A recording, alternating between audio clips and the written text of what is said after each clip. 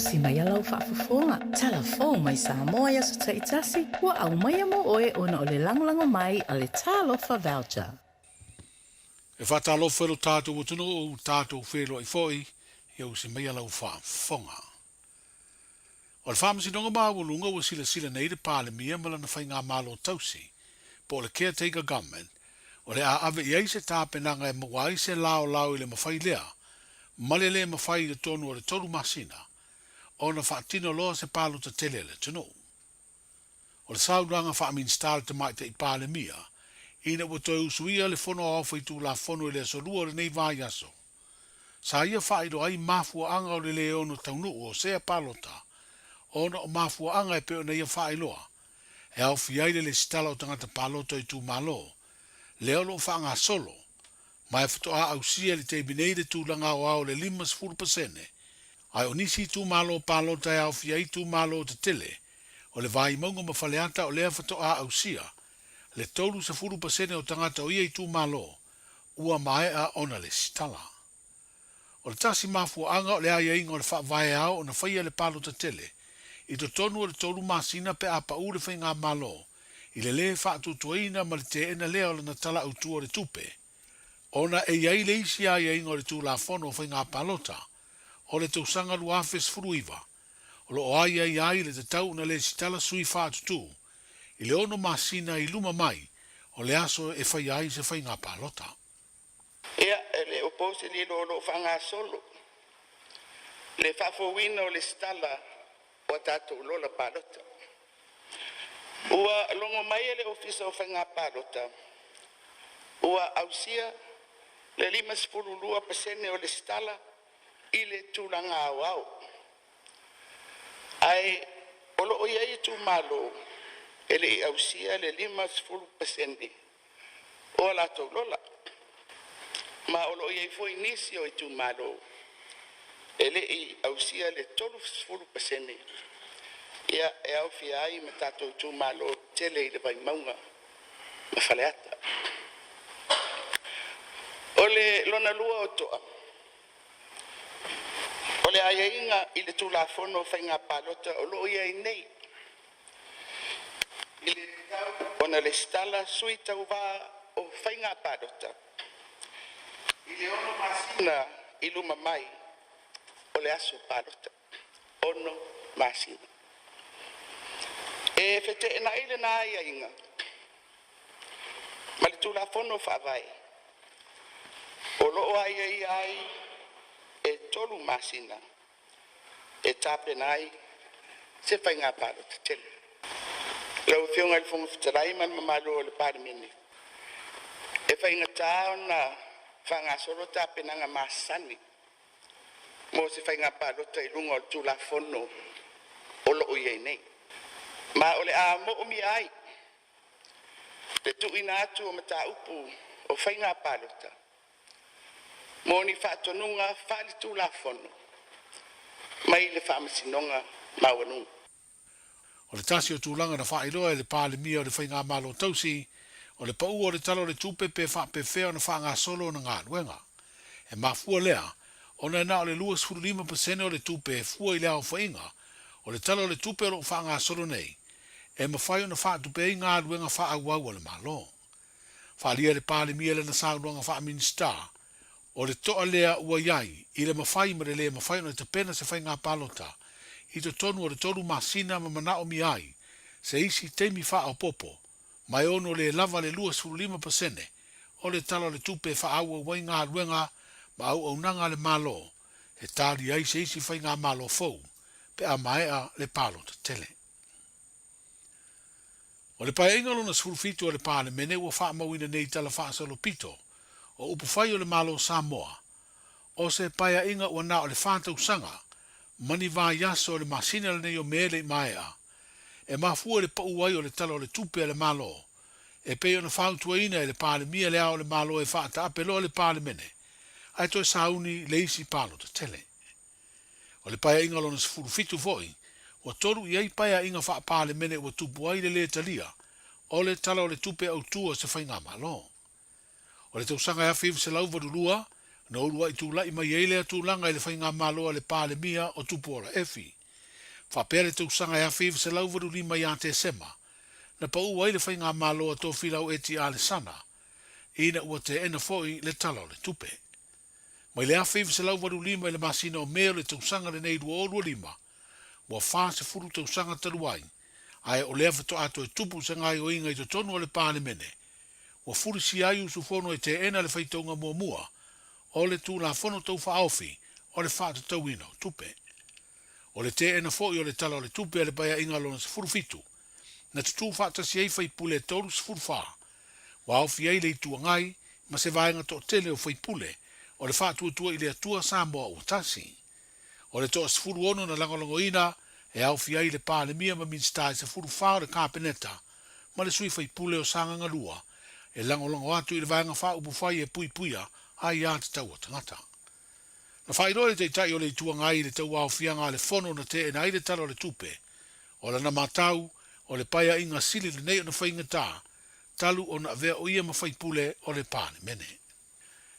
E le whaingo fie le no whainga le nei. No whainga le nei la mata mai ai, e le ano o whawhati ata mai. Tele ia vaenga e sa tatou whetongi ia i tono al mauta le nei. O ia anga masani e tasia le aunga e manuia le tatou atunu. E whawhawha mai a Samoa ma le tulai mai o le mamafa o le whaitau ese e le tatou pulenga malo o le tatou tiri lalangi. Fa malo lava fo il palemia mal capeneta. E la to fo tau fai e le fai o fie ia ngalo nga sa matou i la fo. Mai tele ia fa fita au le fa ngai pe mal tatou tno. E le fai o fie fo tatou walo atu i lumalai. Ona o temile o motoa mawaea ia fsuia ingal tatou soifuanga. Ai amata mea mai fafo. O lo a whai ngai le tātua tunu e te le ngā luenga e tau le whai. O la fo la se matau mai a le tunu e le tai au le nei. E iai lava e a fionga le tua. E le matete inai tātou. O le na te lore me te tau le whai. Ai le whaia. O le anga sala. Le la ilo mo siresi. O le afo i la ia tulanga. O tātou tau nuu ia il tai au le nei.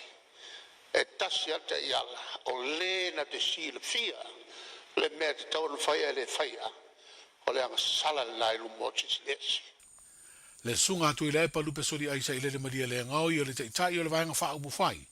E pui pui a ia te tau tangata. I se vaenga o le na saunuanga wha ata itai o le itua ngai i le pāle mene. E tali foi te wai le saunuanga le pāle mia. Ina ua manu malo le palo to le te ena o le tala o le tupe. E lei ato se aso taru maile aso lua na longo talaile atunuu. I le whaata ape o le pāle mene mo leisi palo te tele. Ai mori mawina i ngā ruenga le official komisio whai ngā palo te imuri nuu.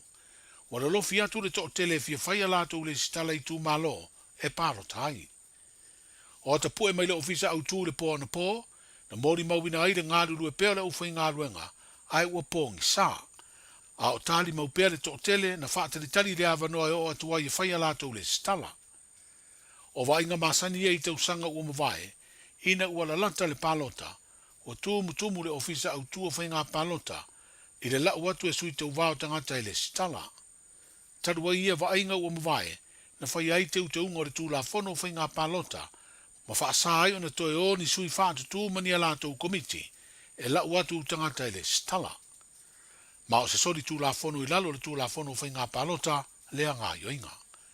O le teimi nei, wa alu lava le tangata ia, e whailanga le stala. Ma wa ia ia wha le tū la whono, le wha malu sia o le stala, ma wha malu sia foi, o na whai le palota.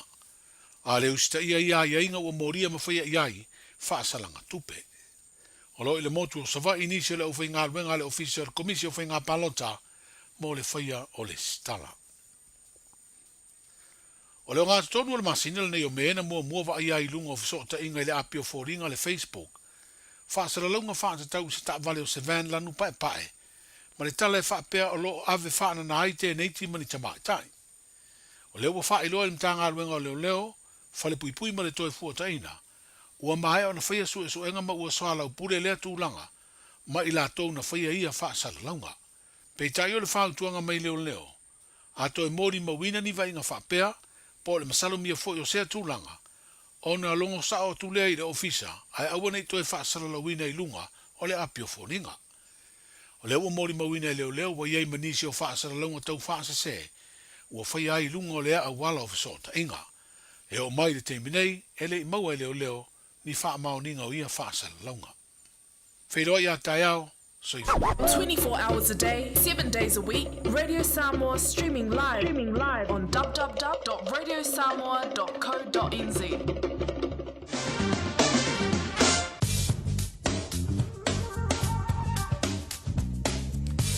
Ja, ole, da u whai ona tui whaafonga le tātou tinu u te whaapoponga le tui whaasalawino o tātou tala mai Samoa. So nia mawhanga natu le suia Radio Samoa le tō whautanga vaia tipi au tanga vaia.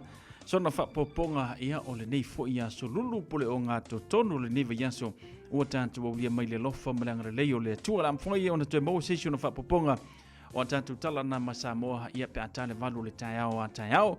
Pe tātou au lia tui siola ma simanosi te ina tielo tu sui fuale ngata fole so matuola nisi vaenga ia pe ona whaafonga ia le tātou tunu era lea ia tātou tala mai Samoa pe ona masani le aso ngafua se ia pa ia ona aso whareile. Se fono lua minuti o tel fitu si tātou tala le tau. Whatalo lau tala nei o le tau mo le so ma le aso a tai au po au kilani nei. Wigo le tau mo le so e au o le nei aso e iai nei timu to ulu mai ono mamafa mai timunga I le awa uli. E angi mai savili mai matu whaasolo ina angi mali e mai sifo I le nei aso. Wewela wha mawina mo le so e luas fulu tikeri ma le malulu e se fulu wha tikeri. O le angoto I fo le lai le afia na nei I le ono minute te ai le tu lai ono. Mo le aso a tai au o le ale lei mai wingo le tau se I vanga na ai na iau e ufitia le langi I le tai au. E angi mai savili mai sifo whaasolo ina angi mai saute. Wewela wha mawina mo le aso a tai au e luas fulu tikeri ma le malulu e sfu tasi tikeri. O le au soa e le lai le toi luas fulu minute I le tu lai fitu, ma o le angoto ifo I le wha minute te ai le tu lai ono I le afia tai au. Lau tala nau le tau mo le so ma le aso a tai au.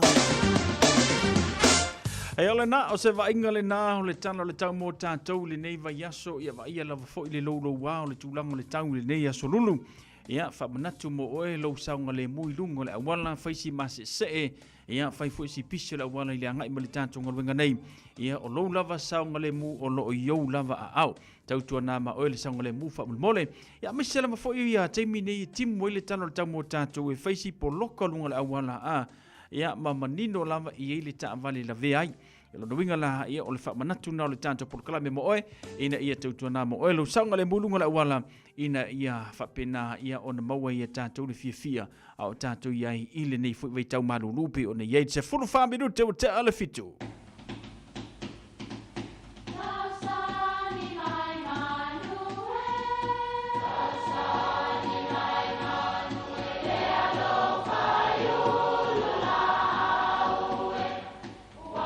E o whanga manu I ululu o la au, awa e whawhanga I funga o la au. A o le tangata, e whawhanga I upu matala. O le mawhileo o alanga upu mamuanga ngana Samoa maona whaapongai, e a fua I lona si o mianga. O lona lea sao I le whaatufunganga o le iloa whaale aso, mai le tautua se ia o ina pule. O alanga upu mamuanga ngana, ua lanto mamanuina le tō whamanino a Samoa, mana tua fo'i, e tāo fitau muli le atunu. E ata malie manta me mea o le aniva I au pouli. O mata me mea o le aniva, o ingoa ia o fetu e ta ua o fetu o le aniva, po le galaxy. E whapea le mau o I tuai ngā fetu nei e fui ma o whanga I se I tūlangi. Ma e sui lava I tūlangi e wa ai lea pō ma lea pō. O le natura fo'i o nei fetu, a malama le pō na o le masina susulu, e le malosi lo lato susulu. Ai a fai o se au pouli o na matua tūlanga ese lea ma malosi lo latou susulu. O i fo i lae maua ai le upu nei. E ata malie mata me mea o le aniva i au pouli o na winga. E susulu malosi le malama lama o fetu o le aniva pe a pouli uli le po. O upu e wha matalai se tū po o se anga, po o se wha moe moe ua tūlanga ese i se wha uinganga le lei. A whai o se tautua. E le mawhai o nei loa se tautua alofa i taimi o le solo le lei, ma le toa fi malie. Wha toa ai loa le tautua i taimi o le vevesi, taimi o ti ngā, ma pua ngā. Wha toa malie le talinga o sau tautua ma sau taulanga. I taimi whaingata. Whai mai le isi filosofia a Samoa e wō so uma, ai uso i aso vale. Ale au pouli le po e le manino ma malama le lei fetu o le aniwa. E longa lava lo tatino moni i taimi ta te pua ngai. Ia whalonga mai o tau le whanau. Te le aso tantou mafuta ma te le itangi atu lava i se mea. Ai vai o tau, o lea ua tupu le whaale velawe le ainga o si o tau tina. Tau te iloa le lei, toe o ia lea tu toe o le ainga. O le mea lea alolofa mai, tu iai long tau fai mea le lei. E lei se isi taimi. Fai ia le lei le aso o siona tama a o tilo mai o na mata. Pe tau te alolofa i ate ia, manatua, e whatoa ata malie mata me mea le aniva i au pouli.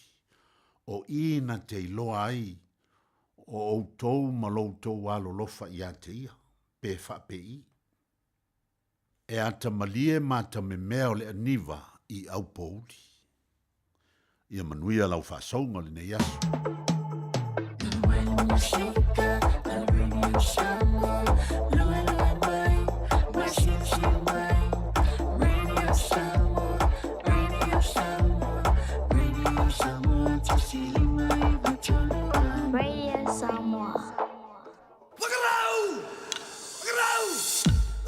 O le sunga ia a siawa atonia tui pea ma le whapoponga o le tātou porkalame le nai le nivanga le fiafi mauwha samomoni ia po tūmanga le tātou atinuu ia matulanga pe o nei tātou walanga upu o le nei fiafi pe o na sauria ma pofonga natu e le sunga ia a siawa Antonio tui pea i le nei fuwanga le fiafi ia lo fantu a siawa whakaukua ngā ma o ea fuala au se usafo ia fai fo si marulu o melpongi ia la ko kambanga i kelinga a fia i oi le marulu ia ava ia fuala au ia alo fantu a siawa a taile faa a tautai ia le ngata fo lea ia o le tanto porklame pe o na iai Fantalo fantu ngalua fila au pepe malo le soifua manuia fa taile fa tasimai toi lolo sa pati saipani ma lo le soifua manuia le mafuta mai le nei fo vaenga o le nei fo ia fiafi mai la mafuka mai la loi opotiki o sole ma lo lava le a fa tasimai a toi lolo ia lo fantu ia lantu ainga uma lava itanga i savai ia o lo mau mai le tanto porklame Jau so ia pesa minati mal faletua ia Fiona ia le mafuta mai ka lo fauso wa leva ki le fuinga ia ia no vantu brother of tele fata si mai ile nei fuivanga ole a fiafi ia male tanto por klame pe ona yai se fluiva minuto tele tu la fitu se kako e ka se kako pe se kako foi mai fanga solo tanto por klame ia tanto foi La matele tato ni tanto musika o le manava ngaluenga wa uma le tele o tato fa silsilanga fa pisinisi tele o tato fa tantaranoanga tele le tato fa soa manatu la unga de kako musika mo o le ngia fiafi wa male marulu io o ke nga marulu ia o le aia io fa misi le paipa moelo se fele vai vela wa marulu le mea e le mai se le ka ele mai le marulu se fele vai vela brada io Los por minuto tal fitu.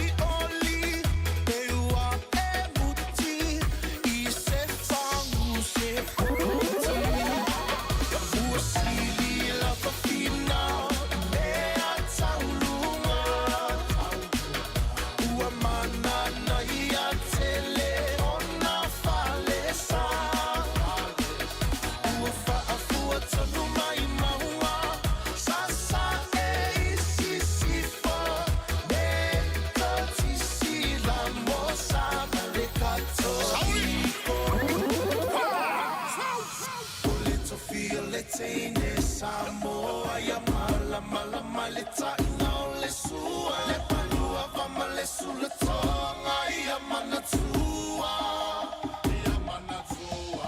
o tupula ngatala voine ia so semana o faalia le malu e tile fa Samoa wana ole nanu fa mole mole so te filo malu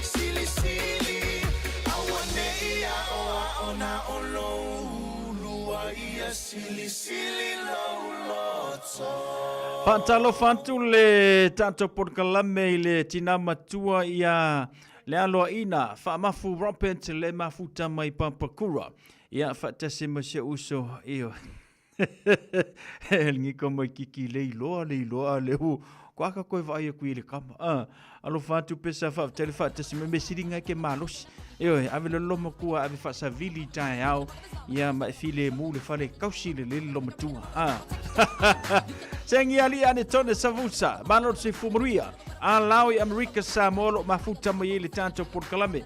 Alofa tele mo o tau whaatele mafuta mai whaatai fu le whaatasi mai. Ile tautua le Radio Samoa se furulima i watolu amo ile nei fu vanga ole afiafi. Musika mo le manavanga lwela.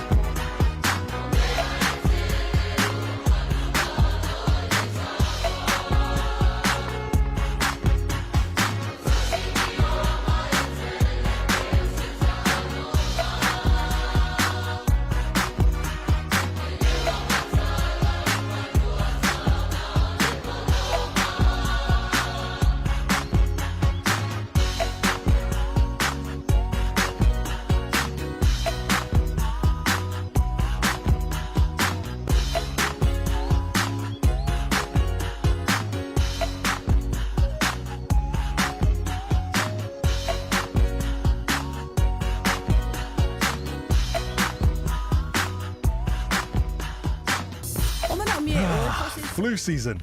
Don't worry about me with my mismatched socks and mum's scarf. I gotta do what I gotta do to keep warm and well. Getting my flu vax is one thing I am gonna do because it's recommended for everyone over 6 months old.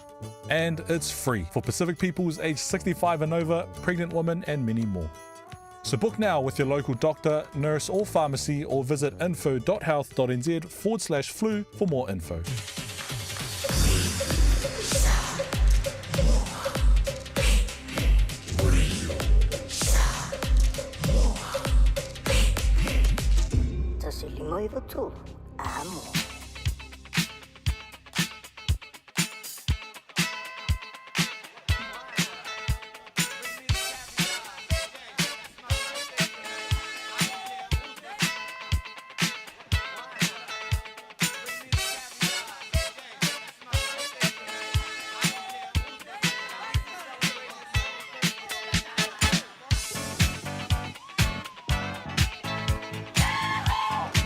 Lewa afa tonu leitu la fitu male tautua le Radio Samoa se fululima iwa tolu amo. Ya, male tanto por kalabe taunu mai fole tanto por kalabe se vainga. Ya, ole fa manianga le aso fa nau male aso soifu ile so. Afa pio le solo wanso soifu luas fulu male valu me. Lua olo lima wa tanto wa mai. Ya, mawala wa noi lungo le tanto telefoni tolu fitu tansilima iwa tolu. Pai fo na fase e mai lungo le tanto Facebook page mo le tanto YouTube channel. Ya, le ngata fo le tanto email on air and radiosamoa.co.nz. Mawale le ili fa murianga le sfanabla soifua ile nei fo ia fia le tanto leina o tatala mo oe. Fatalo fantu rama le mo fa tele fata sima ile nei fo vanga la fia file lei. Ya, le ngata fo le o sengi ali ane tona savusa. Lo mau mai le tanto por clame. Talia se tato wala au se atu na ia tato wa whamarianga le nei.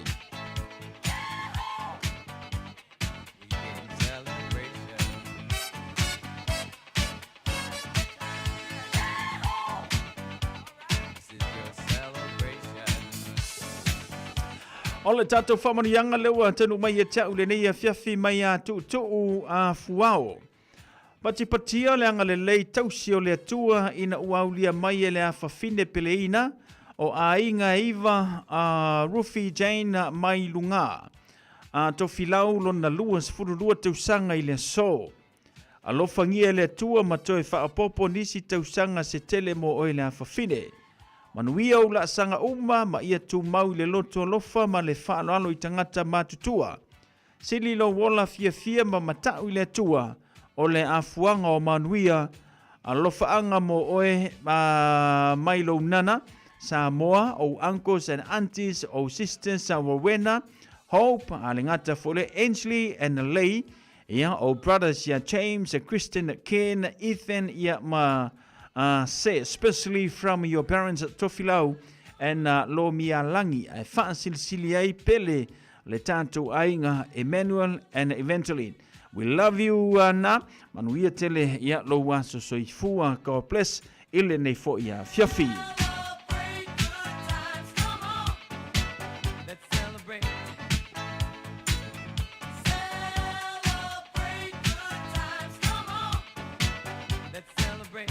Ele se waso fa naule I ia ai mole aso ata o no winga ia ole ata tia tu I se ia uria la so luas fulu mariva.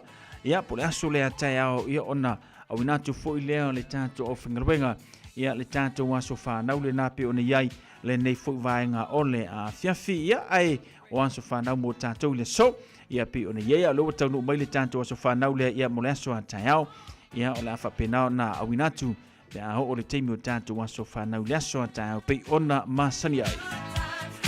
Le ona ia taso ko sia kia kupe sia tato waso fa nau ia ai tato tele me ia tar peselia.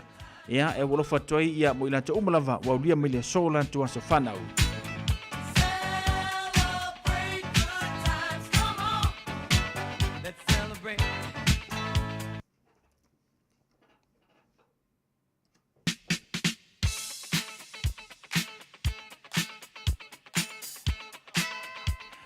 Ia lelei o tatou whamrianga lana aso whanau le watanu mai e tau le nei fuiwanga o le a fiafi ma le tautua le Radio Samoa se furulima iwa tolu a mo. Whaatalo whatu ia Grace Phillips, whaatele whaatasi mai Grace, alo whatu whaatele whaatasi mai lene ia Fiafi, Tamauli, awalo whatu mo ila to umalava, ia pe o naulia mea tātu aso whanau masa soifua mo oe, ia alofa ma mulmana o mai fo iluso ia Ramale mo mai Glen Innes.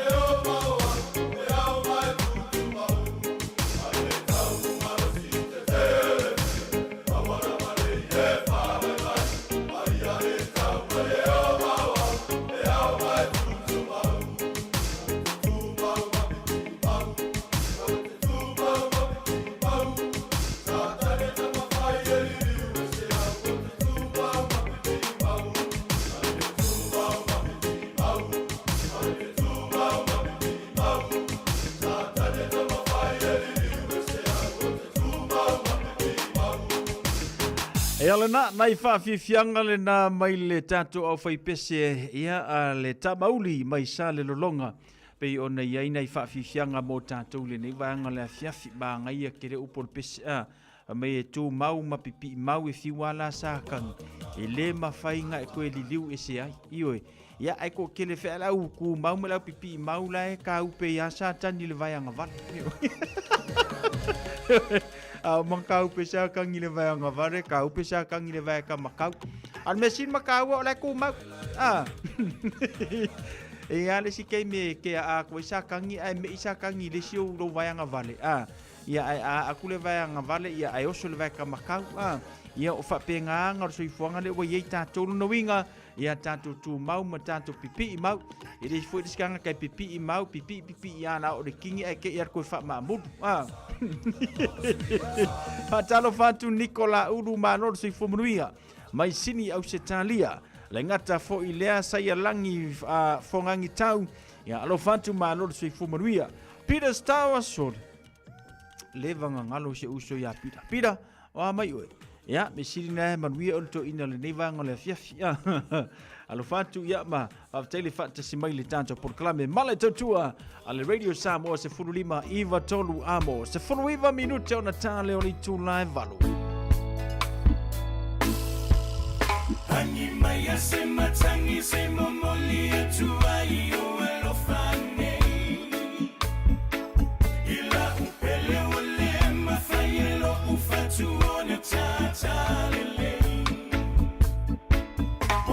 Sia oe, tawa wina matelo mfamo moe. Tateta litonwele luwa fungani au ioe.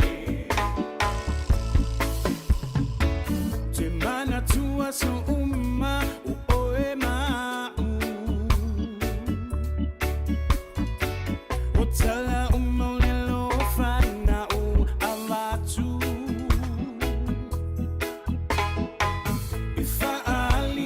Fo inai o manatu Wale ai maseisi wana o au Ani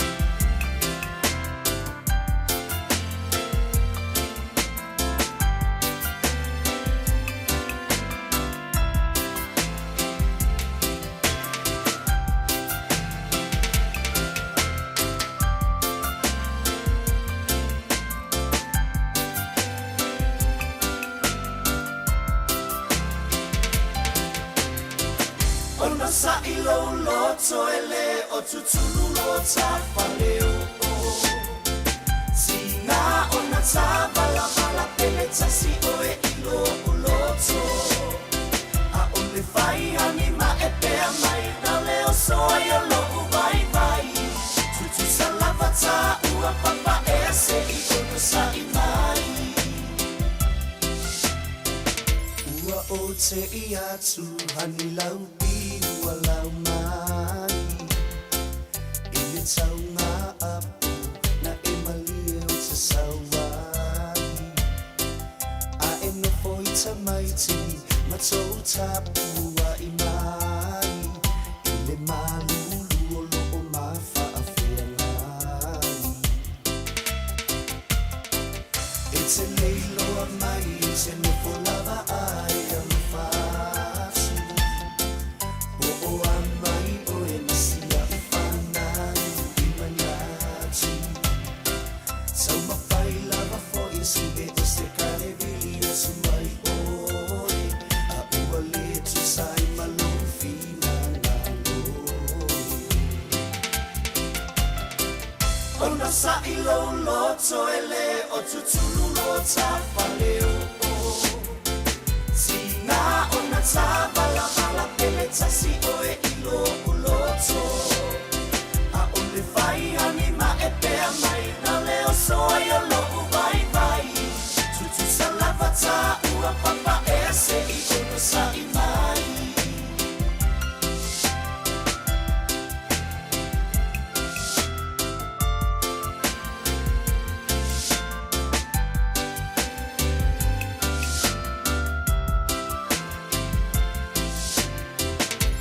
Tele au upu, fai fai le fai ngā malanga O lofu ana leiloa, ua iloa umalawa I tangata Wa onga lue atu lava, wa fai maila I le mafutanga E tuanga ne mauso ma le matuta ita I malanga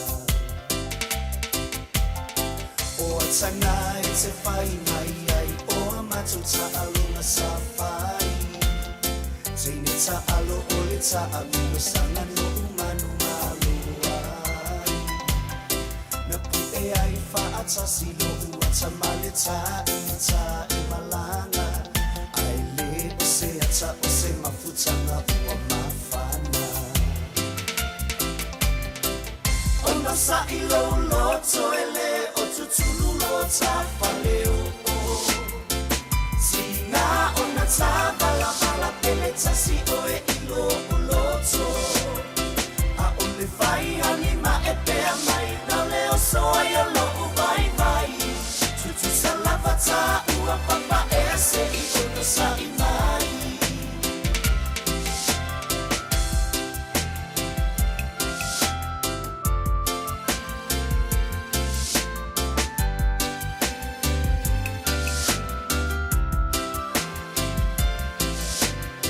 Sa o oe no leo no masina o le ui o lo maso visa Ai a o italoa wa fa au popole siva masina Ma fa a mautu ai loa lava I nei o maso aina Ai a luloa oi e sapo sapo o le masina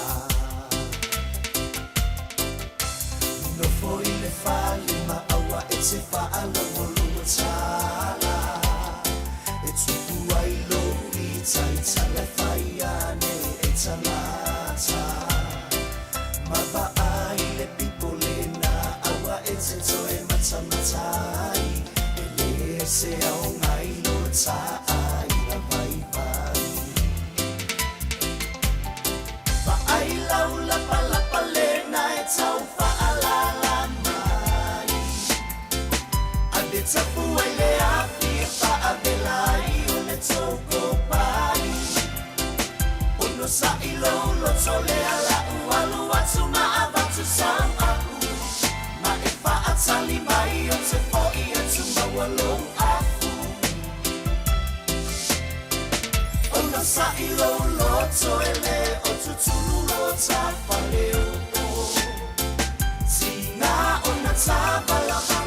tasi o e ilo o loto. A o le fai ani ma e pea mai, na leo soia lo u vai vai. Tutu sa lavata ua papa e se i ono sa i mai. Pa fia fianga so fi floi mo tātou le nei fuwanga le fiafi. Ia pe o ni eile uso ia puni. Ia ma le sunga ia sive venga walesi. Pe o ni ia musika mo le manava o ngā luenga. Pa talo fatu se useo le vapole le ao ngā lava le whelua ke miringi. Mo kimu le mea. Iwe. Le ao ngā fungi koe kukuka wale ka ue lalo se la au langa o maruru. Rau pena sa e tasi ma lor se fumunuia. Le mafuta mai Hastings ia le ngata foi lea le autuli to ese faftele fatasi mai asa matiseni le mafuta mai le tanto por kalame ia le ngata foi lea Peter Star Eli Rai so fo manuia Eli faftele fatasi mai fatalo fatu fo ia asenati ia fakalango le mafuta mai ia ma ila to umalava foi pe ona maua mai le tanto por kalame ile nei foi vanga le fiafi Taimi masani mone e tātou wha asilisilanga whalau i tele le fo tanu mai. Ia, ona wha ngā solo e whoro le tātou por kalami ma le sunga le lifo mai. Ia, pe atane tu lai valu le nei fo i afiafi.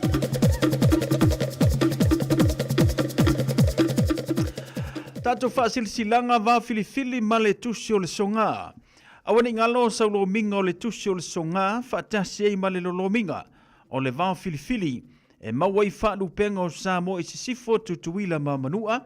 O niso tala tu o Samoa, o al ngā upu le matafa ioi le matai, i le whainga o le wha lavelave pe o le wha poiponga, ma liu le usio singo a inga, fesila wha inga o paolo, si i wha anualo, wha langingo e kale siama le tele, o le ngangana wha anualo. E fitu sifuru tala alo na tauna, le ofisa lava le Radio Samoa i le tolu pa tolu ono hopu le avenue i manukau, e mawai, mo nisi wha matalanga, ma la au le lua na lua tasi lima i vatolu, lua no lua tasi lima i vatolu pe tanga iane i le Champa Radio Samoa .co.nz e whai mai ei sau oka. Alai se tātou whaasilasilanga o le ata onto ia le la au mona la. E iaupa ia sau tua whawhawha Samoa mai le tai sama o le tui manua, se ia pa ia le tai ula o na whanua. E le se vave na te ngawha tau lima ina o sa ma whainga a wā ua ta onto, a o se ia mai vasa, ua maea o na tuu laupua. O le nei whaalinga e whaasino tonu i sio mātonu o sa punawa i whale alili, a wale pa ia ialo whanene, le mamalo lo o tauto a whama upu, le loto i whale o le manu Samoa, a meise sio mātou pito nuu o piu, o lo o susu waile suafa whaalupea, a la tai e mātutu e le nuu, ma le mamalu le pito a aifa apea, le lau tina lau le lei, ua tasi nei nisi o li i mawhaipule o le tātou nuu, sa awai le tātou maftanga momua, o le au suia le tātou whorotanga i le aso toru sumaritasi, me i le itu lai afo le valu le tai hao.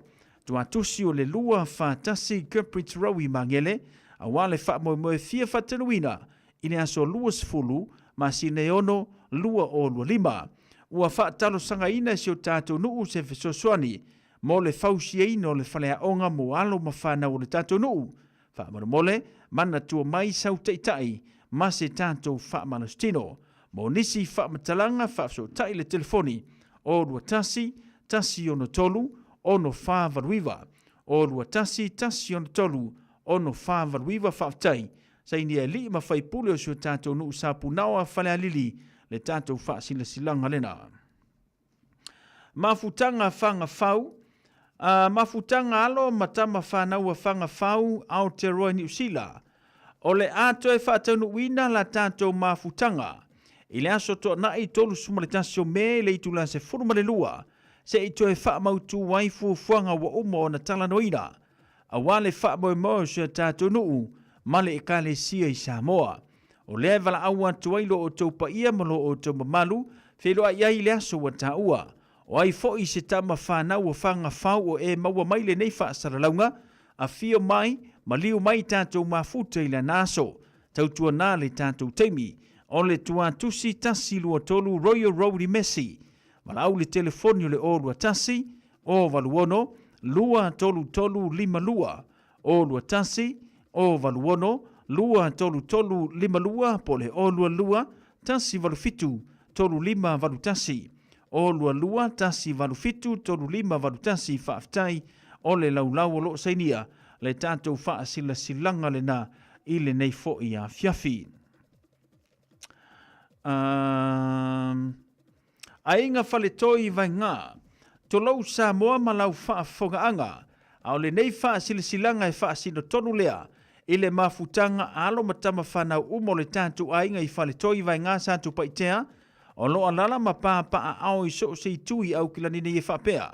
Talu ai o lea o le a whaatanu ina le tātou whaamoi Samoa i le mota i whale toi, o lea e te talo atu ai ma le whaaloalo tele, e toe fia maua lava sa tātou whiro inga, i le aso tona i nei aso tolu suma le tasio me, e le itu le tasi le wauli, e iei nisi o vaenga tā ua tātou te whaasoa i ai, a wā lava tūlanga o le tātou ngā ruenga, ua whaanga solo, o le tātou tuatusi o le valu Lane Rowi me Mouth, no me la valu Lane Rowi we Mouth, mo nisi whaabatalanga whaasotai le numera, o lua tasi, o valu wha, o iwa fitu valu, o lua tasi, o valu wha, o iwa fitu valu pole o lua tasi, lua no lua, iwa fitu o tolu, o lua tasi, lua no lua, iwa fitu o tolu.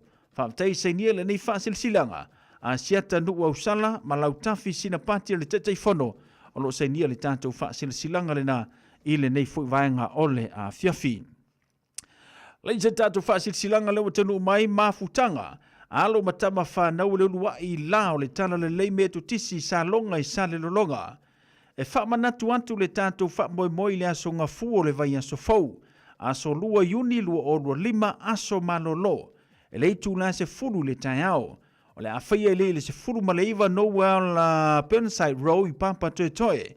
Mo nisi o le tātou nuu whanto a maua le nei whaasilasilanga, whaamole susu antu le nā aso tātou whaasoa ma talatala a wāfuafuanga ua taatia, pe whaafso tai mai le laulau mo nisi whaamatalanga, Reverend Sione tautua i le olua lua, tasi fitu lima whālua lua, olua lua, tasi fitu lima whālua lua, po o muangu tutia lua manuwae, aso i le olua tasi, olua fitu, o valu whaono fitu, olua tasi, olua fitu, o valu whaono fitu, tātou whilo i aile nāso i le anga le lei, ma le lofo le lii whaafetai.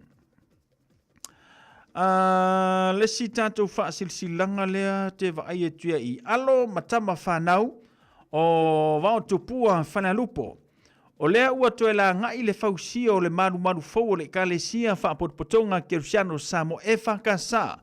I wao tupua i whanalupo o na ua te le afianga o le maru o lo iei nei o na o le puipuinga o le saunga le mu.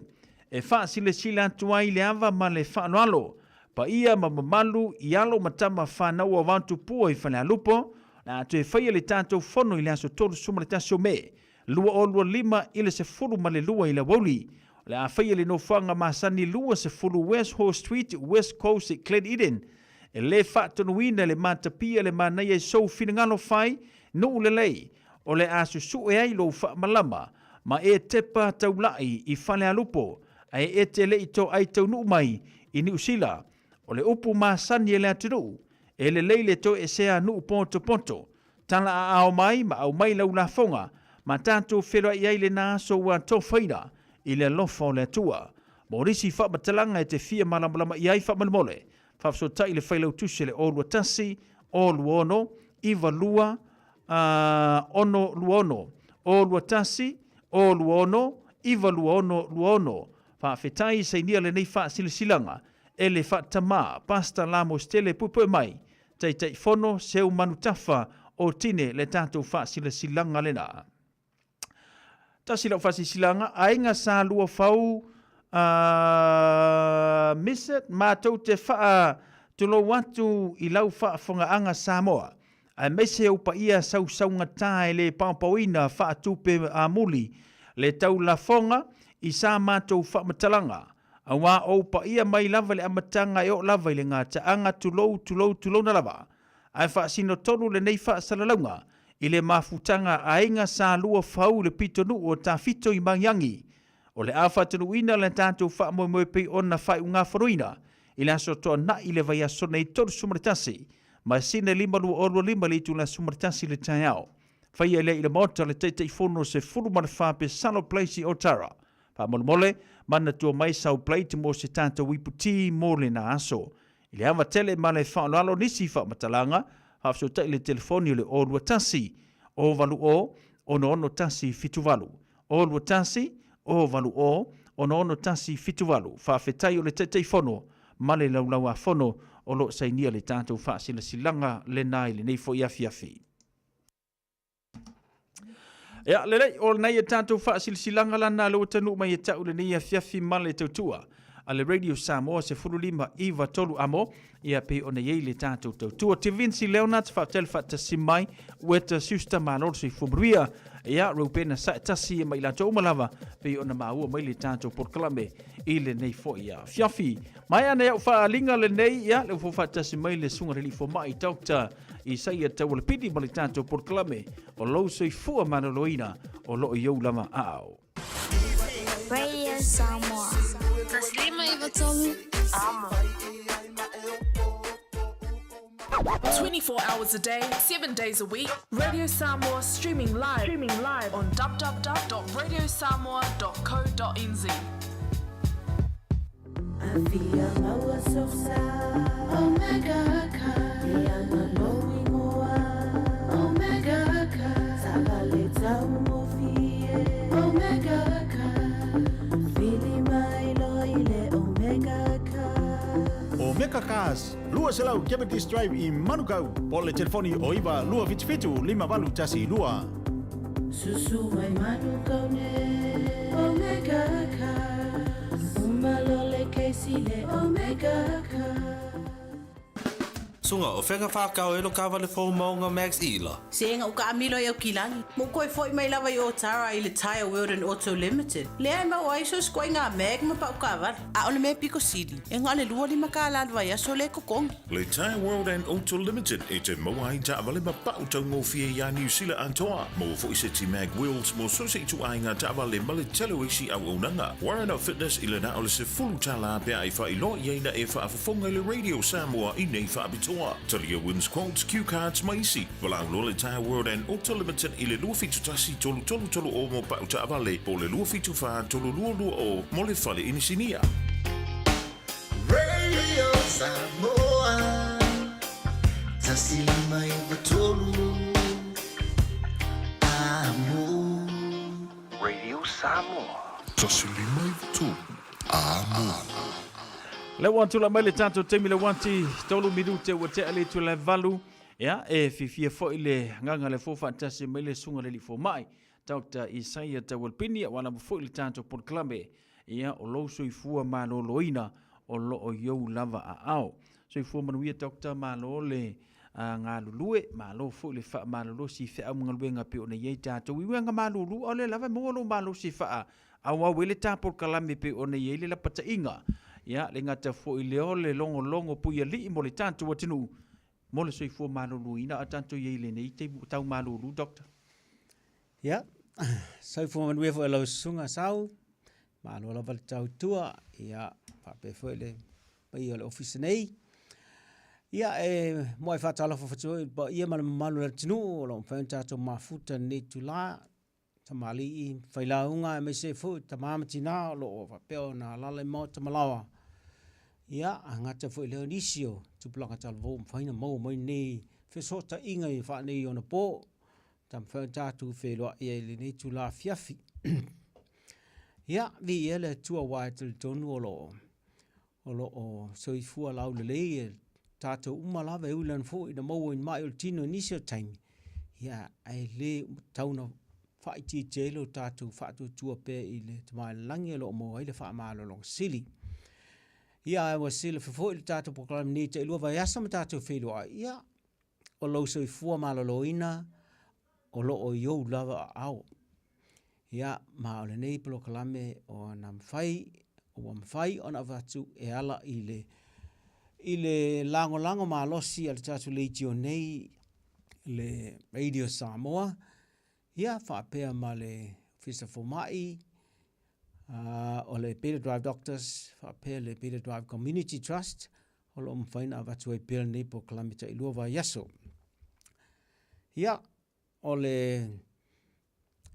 taulongolovo nova ma whapea o na watu pēa tima inga i le pa ia mana malu le tinu a me se fu nei vai tau ua o mai le tau malulu e uia o le vai aso le ta amata le winter ia le mele wai mato i neo kilani ua winter to ia ni aisa lo le winter a o le o fai asi malulu te foi o foi ne fiafi ua pe na pa um foi nai uanga ia ma wa tilen fa pe na malulu foi ne fiafi mai vene tula sanga fa manatu to ai pe tapenanga mo taimi fa pe nei awane i fa ma awane i manatu mama ia tu salava po le alo ma losi na ia fa nga ia me o lo fa pe na mo ne vai tau e pui pui ai tatou mai me pe nei le nga tala ta pena le mata malawa ia mama ma puni ti lei ola lei fa me fa ma fan fana ma me fa pe na lo fa nga ia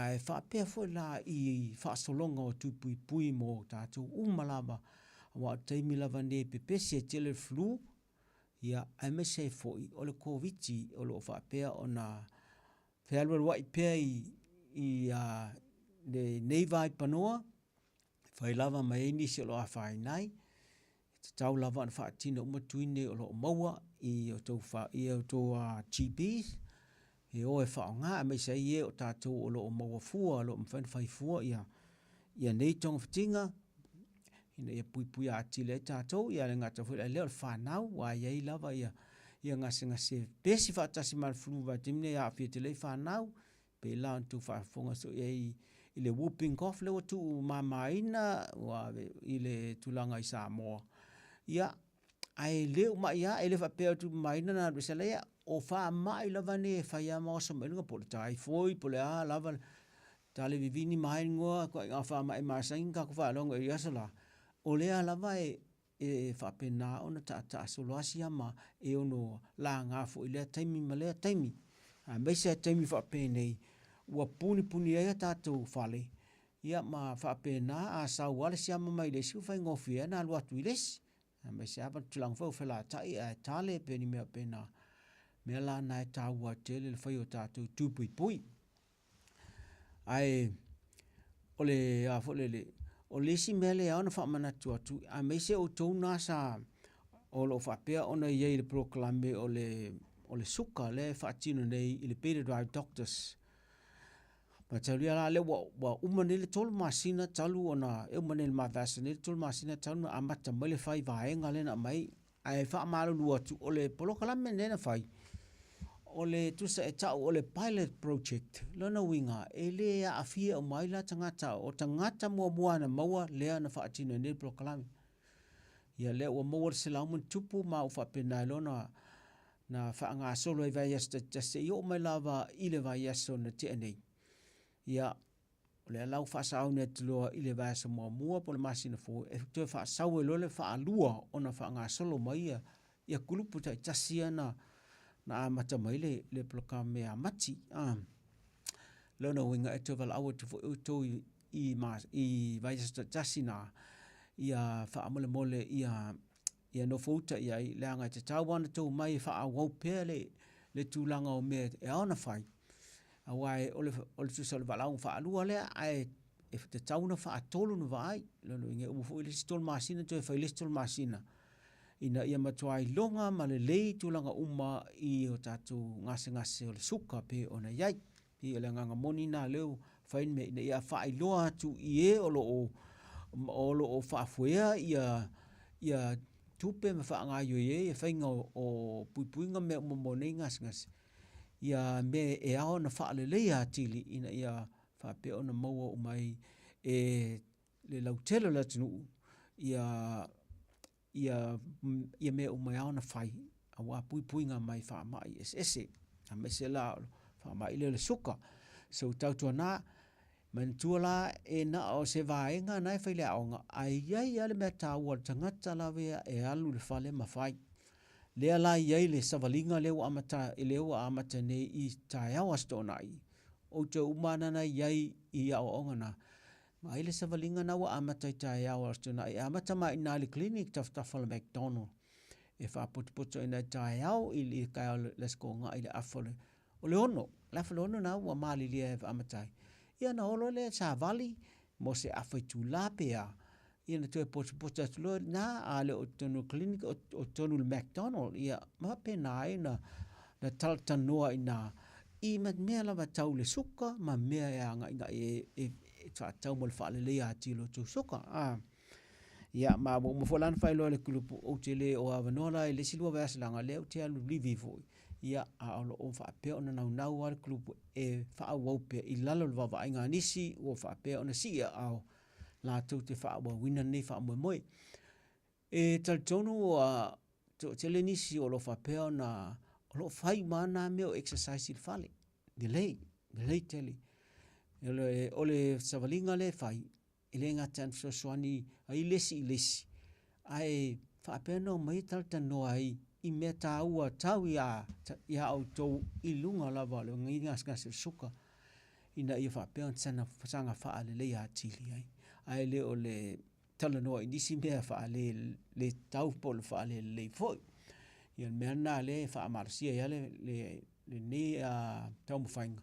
E whisoa ne a tili ia o ongola o iei o lo whai. Nei maa o te lima le lua vai aso. Ia ona tue whaawau wa tili whala inisi mea la atu le savalinga lea. Ai maa lor wha maa losi. Wala au mai le klinik pa whai ua o isi mea o e wha le tonu wai I whasolonga o kurupu ia na iai. Nana whamanatua o tō umana iai. Nā iei le vaenga te tau o atu e wa tauna e tue sa wai. I te ua whaapea oe o awhia. Ai umai fō wa te ala teimi e tau ina e sau. Ia na misi e fō la ia na whangitala ia. Ai le leina tau tua nāna mea umo whau tau tuai. Ina ia tātou maua le fia ma le oli ia I ni fō le leo le a maua mai I le nei tulanga o ia le ngase suka nei. A o le lei. O le a tātou whaanga sololola, tātou fufuanga le nea fiaf. Ia, ona lele o ngau I mele tātou atalea. E mawhaia ona tātou talata noa pēr tūsai o le whaamoe mo le nea fiaf. Wau manatu, o nā ua wha manatu atutulanga tu o puipuinga mo le afule le tau maruru le wo iei ia New Zealand. O le ngase leo te mana e wha mua le teile fiafi nei. O le ngase le o tau wha alongo so iai. O le ischemic heart disease. Ia po le tau te wha alongo so oa e ta uai puia o le chest pain. Ia o le angina. Ia po le infarct foi, myocardial infarction. Ia o mea whapena a meisia leo so whafua sei. Mai te tonu na utu whafua foi. Ua tele nisi e whafua se eia I le tulanga lea I le whaangaskase nei. Mai lo o whapena ona whaasolo na laiti la tau o lo o a whainai. Ona lava o suinga o leo langa wo iei ne vai tau. E amata tu le fase fulu. Nai o le fase fulu. Ua amatana la matielo sua fuel. I le whaama I le osa whaafua se I le whatu. Ia ma whaapena una tupu I lo le whaalawelai. Me la leo la atatou matamata atili I le tūlanga la leo wo I le whaama I lea. Ma tātou talatano atili I le nea fiafi. Ai mō le tau sila fia. Ia e te tau ala tātou wa ai atili tūlanga le whatu. Ia wa whaalonga so iai atenu wa e wa iai ma e tango iai. Ia mwhapena ona silifia. Ole se tō tonga le ngatana tāua. Ai ese le maa ale. Le winga se Tala Fou lea. Leanga ngofie. E maalosi a sina mela I titi a whaale tonuai. Ia ona whainai lea. Ia mai pe ona whaafonga inis. Ia ole mga ole totonga ia just ole maso a toa lava totonga ai yaina I mea nei te tonu e soani la fa tonu la le ia le fatu ia pe ona to sila mai o tu I se se whaataita inga o le tōtonga le whatu. Mai o le tele le whatu o tangata te tauna e tai te tusa malou lima fole pe a ula moto. A e vai atu la tūlanga i whafo le whatu. Ia, na aua sila fia fōlinga. Ai ei mea tā wana e tauna i loa atu i whafo e tau te e o atili e se teimi. E ei e ese mai a la toto la popo ana e o atu tonu maho ese me le whatu. Ai ei isi tamai a la toto la iti na e pepe iti i lunga le tino le whatu i whafo mai te loa atu ei. O a whalele, o tamai a la toto na a la toto te whawhanga ina le whatu. A iai loa la tūlanga whaale tonu o a la toto na le toto estemi. O na a whai ne lo so lolo le whatu na e o soila mena o angina ti ngā le whatu pe se vai ngā le whatu ia ma pe mo ia le whatu estemi. Ia, e vai loa la a tilo te tonu le whatu. A wha pe vai lua tonu na e loa sila whea leo le whatu. Tu se whale lei potu le whatu e tonu. E lua potu la iti lunga e ta o atrium, e lua potu la iti lalo o e potu tau la popo atu lama mafi fia lato walls. E ta o ventricles. Ia ma potu na e ta amilo le whatu le toto i tonu pe a fo e mele toto i tonu le whatu. Ia na wha penalo ta amilo e ala i mo whaite to ana i tonu ta o vaults. O vai te toa la nā e te tala i tū tasi ina e whapea o nā alu le toto a ngai le vāenga tasi. Toto umala le fo i mai vāenga e se tino. E alu le tonu le tū tau matau i lunga o le whatu. I le right atrium. Ia o nā ulu whaletula e i lalo atu i le right ventricle. Ia a pamu e lole le whatu ma toe alu atu mal nā toto alu ana ngai mā. A wai alula inga ina e whapea o nā esele carbon dioxide. A ia miti ia mai lole o ke sene le mana o mia e tātou umalava. Ia o le totola nā e tue fōi mai lo i le whatu i le tū tauanga vale i te ilunga po le left atrium. Ia ma whapea nā o nā ngā ia te loa i le pito le potu i la lo atu o le left ventricle. Ia ma whapea nā lo nā toe whawhanga toe loi te tonu o ala toto te tele na e tau le aota e alua i loa ia le toto anga i pito i lungo le tino ma le pito i lalo wa iei ala to le pio i lungo ma pio i lalo ma tu whatu ai toto lo iei lo kasene i vaenga umo le tino. Ia ma o le ngaluenga la na le whatu e whaipea i aso uma e amata ma le taimi wa whapea o na a maton tātou tupu i tonu o tātou tina. Ia, a maton tātā le whatu. Ia, ma whapena o na soifua mai. Ma wha a wau e pele le ngaluenga le whatu. Se ia ho o mai lava i le nei taimi. E iei maisi mea la nei te tonu le whatu e whapea o na whaafoi ina la le tātā le whatu ina ia le lei ma ato ato le tātā le whatu. Mea la na e taipei o le taipei fōringa o ni me fui e le tise. Taipei o se mea taipei o se patchu le sau e le tise. E sa e amata mai la i lungo i le right atrium se vaenga i nā le pito nā le whatu. E sau ai la i nā me pei ni waia e ngai atu isi vaenga uma le whatu. So i nā la pe salalau mai le tise i lana salalau i te taun salalau ai. Ia ma wha tonu ai lale tā le whatu le mana o mia. Ina ia ma whai o na pamu ai bea le whatu i taimi uma i le pamu e te tau wai. Ia ma maintain ai loa ia le function, ia ma blood pressure e tā e whapena ana whaata amilo le toto i vāenga e se tino. Lei. Ona o atula ia la si tatu talno atili la i meina o ta mua nai tama ia la toto la ia o whai atu i lunga o le tino le whatu e ilo atu i whafo, longo fia tu whafo. O blood o tusa o ala toto nai ta o coronary vessels tusa o ala toto e whawhanga ina le whatu. O ala toto la na a o ina whaasolo na vāpi api. E ala na wapiapi ona o tulanga ia o tau i le ngā o leanga le whautu ina i te pētātu o le ngā o nā le cholesterol leanga. tele le tino, e whapena la o na whaputu ia la toto la iti, pela o la toto i le whatu. Whaputu ai la, ma taina wā piapi, ia mau atu lawa tu langa i puni tia i loa. Ia ma pe whaafua se ilo le whatu, wa mata a puni tia lo nga, o la whaiti tia le sapalai, o le eksene ma mea ume ola ia maso le whatu.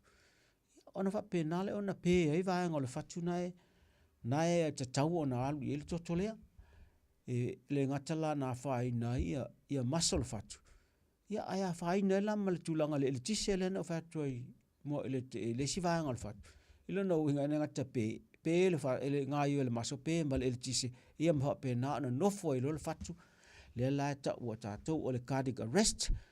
Ia ma o tu le inis tūlanga. Tuwa ai mai le ati o le mena ese le tāua i telo tama ia la toto na la iti runga le whatulanga o la tōna na whawhanga ina le whatu. E ao ala ona tausi i mea tauna tausi ina e awana wawe na punutia la toto ia wa a whai o le tupu le whatu i le vaenga lea. E whapere na whana tupu i isi ala toto i vaenga umana toto ai meisi ala i lunga le whai ai. Awa le mea foi le a foi le tupu i le fatu.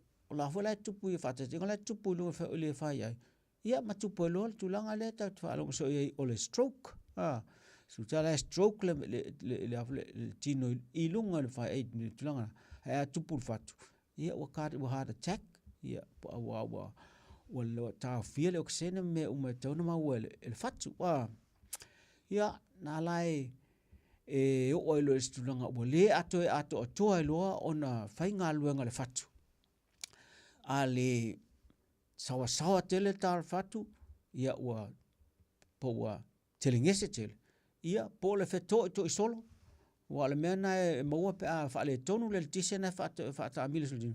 Ma wha le tonu maso. Tu sa ua le honga tasi e loa. Ia le ngai yoia maso. I le mea tauna ina i whapea o na leile pamo le whatu ia ngā i le toto i vāenga e se tino. Ia mau o e loa en tūlanga whale tonu whale ia ma nofo e loa ma le whatu. Ia ma o tua lis tūlanga leanga. O nisila nei o mea e tau o common more risk factors po o mea e ono o vea ma whaapongai ta tele. E ono mafu ai la whaina o la toto la nei.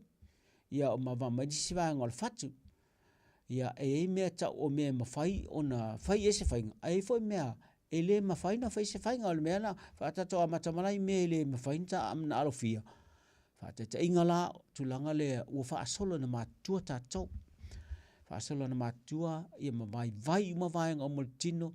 Ia maono whaapena fui na whaina ia vāenga i o le whatu.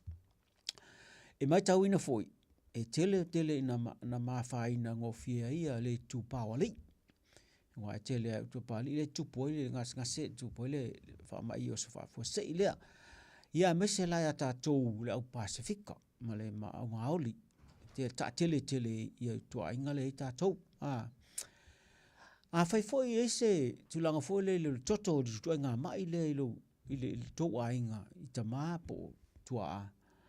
Ia te le foi la tasili na mea e ono o vea mwhaapongai e ono a whaina i tātou ia tupunga mai ai i ala toto i toto nei ai o tātou ainga i o tātou tua ia pe o mea na e le mawhaina alofia o mea lava e tau te tupua ma whapena o na lamatia ai o tātou tōtonga ni o whatu.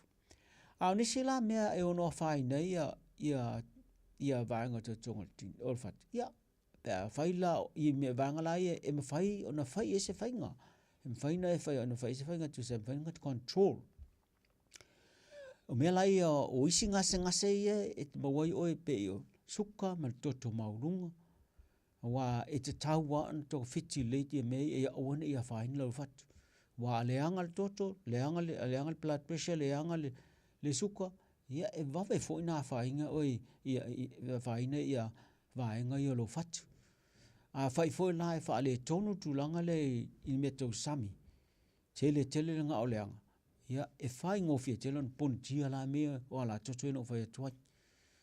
O le tūlanga fo o isi mei o mea tau whapalangi o bad habits po o amionga leanga e ono awhai nai ia il fatu. E iai a tūlanga le tau le sikaleti ma le ava malosi. Tūsa lava po le ase malosi o iai o e temi nei e whai lava vai lo fatu. Ia awa tuaila tu e whai se whai ngā mea nai tau tua nai. Tau mawhai ia tā ofi ia mai o laman tā ofi ia mea ne o le ava ia sikaleti ia manisi fuala au whasaina o mea ana nai teling ta whautua toai.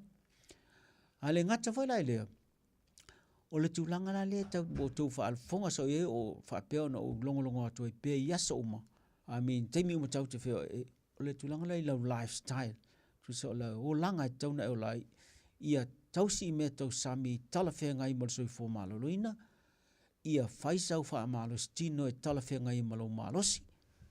Ia ma i whapena o na walau wha malastina e langata na train e lau tino a toa lena o maso na e o ngai le wha malastina e wha o ngā fule whai ai au ngai lau fatu ma mea umala e sanga wha malosi e stulanga e tauna e ia le leilau tau sami mea tala whea ngai tau te tue wha ali atu le mele muli i tulanga mea tau sami ia wa ale lei mea tau sami ma tulanga tau leksasi o la wha pefo ona le tue ona le maualunga tele lau mamafa langa ama mafa tele lo tino e te le fo le ngā luenga le fatu e whai tau pamuina le toto mea naso as tangata mamafa lava la poa tele e whai e ono maua i le maurunga le toto e ono maua i maile le ischemic heart disease e maua le suka ma mea ona whainga tā tele le toto no ona o i vāenga o tino langa ona ua te le tele ia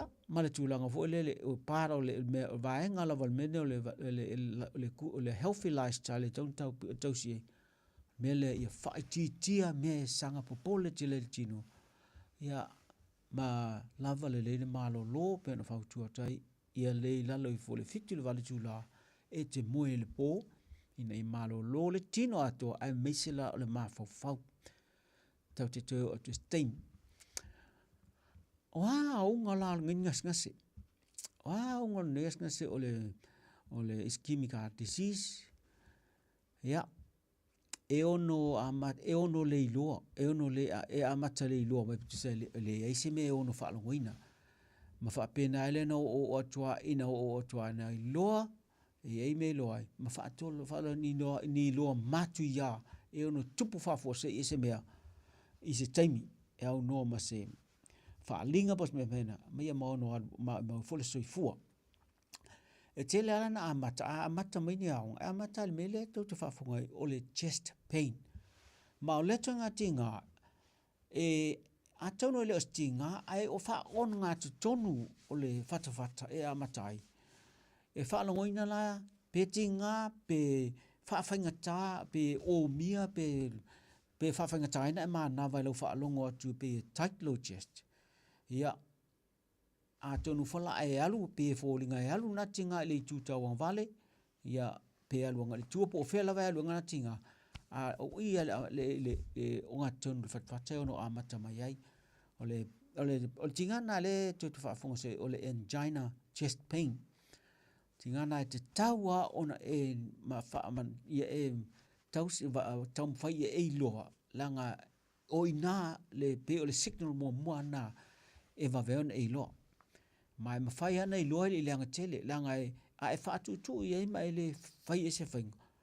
E ua na aoso whaafua sei, ma lama tia lor soi fua.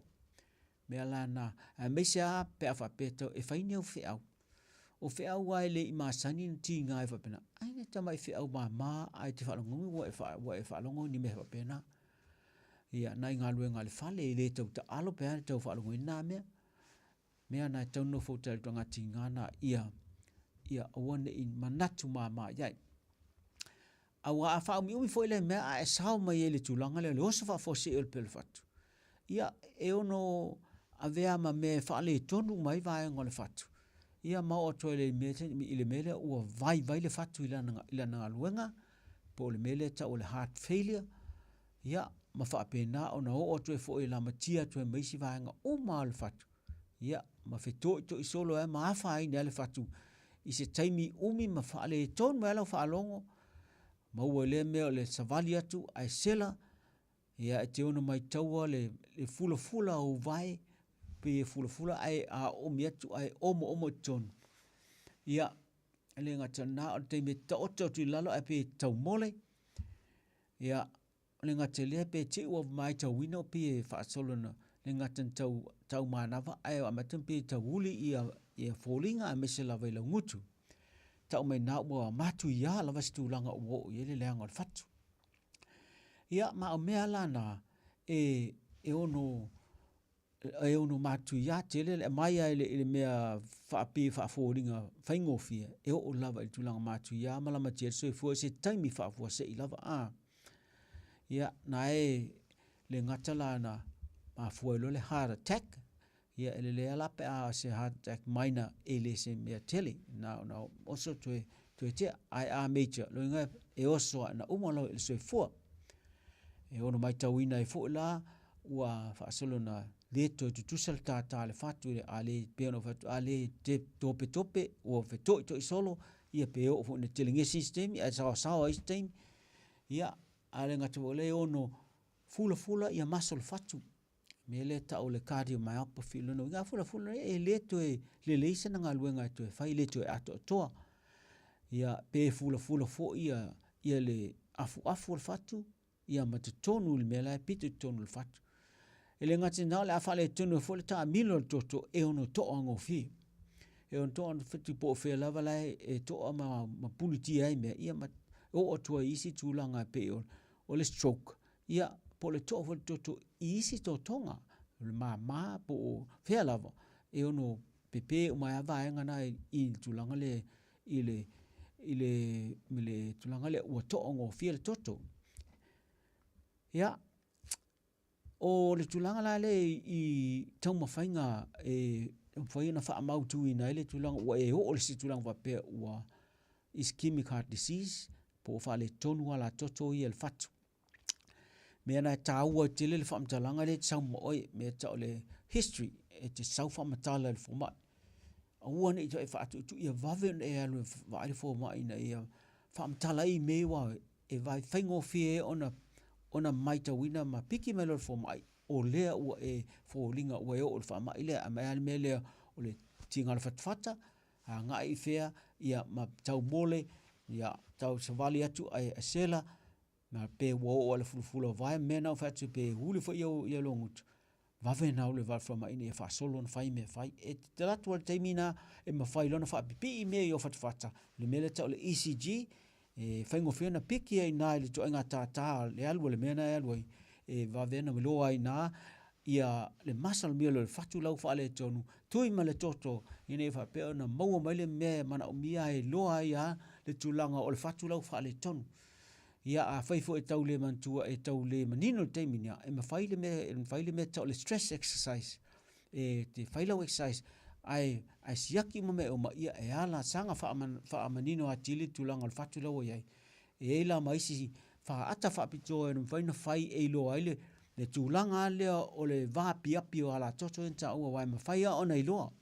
E iloa lawe to ngā wha pitoa a ma whai a whai e la iti to ngā puntia lei e ma whai na whai le ta o tonga vave a e whai atu i se ala toto i lalo i le vaenga leo le belele puna e tui atu inale ia mea malua toi le fatu ia matua i le mea e whaavatele e le vaenga no mea ta o stent mea na tui tona e whaavatele i ala toto na ua vapiapi o le fatu wa mwhana whai atu i tonga tau tonga whapena i le tala ina lo fata ai a whai a wa serious tele pe wa serious tele mea lai e puntia tele ni ala toto whapena lo fatu o lau puntia wale ai ala se situation ba wala me totolo le fai el me ta o le bypass ya e fatino e faisi te le tonga na ya mai e ono fai lo sili foi o le complication bit le anga ne tonga o lo le te foi me tonga na wai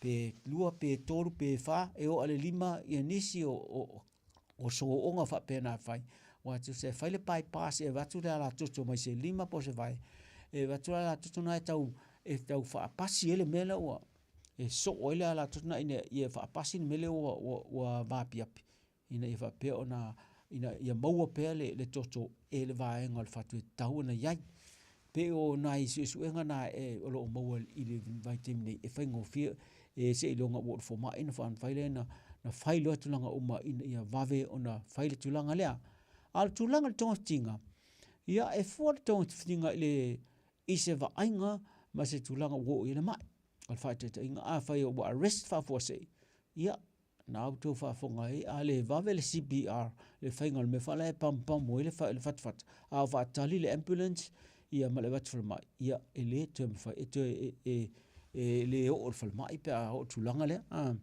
ia telefo ia a lucky me faina recover el CPR na fa le pamule ia me fa wa to ele o for mai me fa pipi machine me o mana ia ai a fai ele I matua tele ala wa matana e fa longo fai ana elu va ai lo GP langa e pe no fa ale leina e fa matala ina GP e ma fai ana va fai ale referral termina e ave ya ma ol termina va au ambulance ave sa wa ol fa mai fa tu langa o ma tau fai e mata fia ma fai me tau fai a fai foi la ele langa tele ia atu ne fa tali la se appointment e fai GP anga ele specialist for mai fa beto me tau fatu ai a matalola ia fa la au tau na inu ia fai fo email specialist e iei fa la fa beto e au na e tau sile le iei a wa of na pauna se o se fa mo moenga wo iei tu langa fatu e inu fa la au na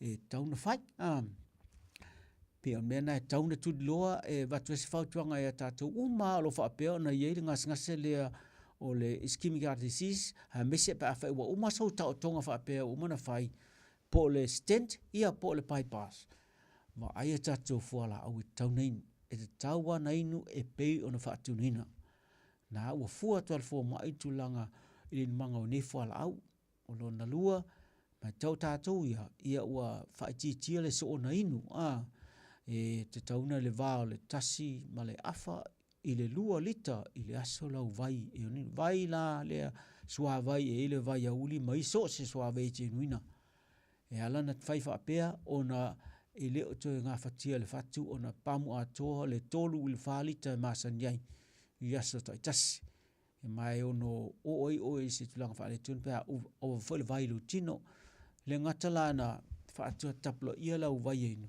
ia ai fa titia fo la tango fio le masima langa le masima na tita fio fio le vai tono tino ia ma fa pena la ona alwe lungal blood pressure fa inga tai le fatu me la na tau e fa titia le tango le masima e o fa tasi la le fa titia le masima e tu me ia mala tau mafal me to sami tau ona yei wa tau on sile fio mo le tulang ai a fai fo o yei ni tulang fo le ua ini au bad habits o mionga le talwhenga I te tawan tawhi.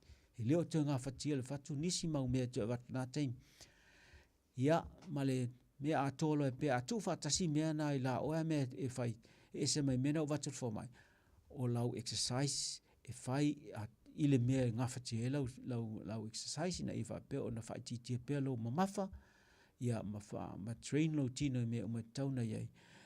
Nisi o exercise lo mfaina fai teimi nei, sa vali le awal tele, ia, alo na fui alu ile team lo ia swimming pool e mfaina, na sa vali tonu swimming pool, ma ia ile tino a sa vali, ia me se so onga pona ivi, ia, ai a fai fo e te maua le whamanianga e te alu e se team, e fai exercise I lalo se va ainga se si I whapitoa me te exercise, le tele na iei mo, fesili lau GP e ono mo lau so soni lono no winga ole healthy lifestyle tauna tatu tau siai ia mas dulang ulu muli fa mana tatu me tau samina e fa ali so te auto le meta sa tala fe ngai mo tatu e mai fatu e tu sala mai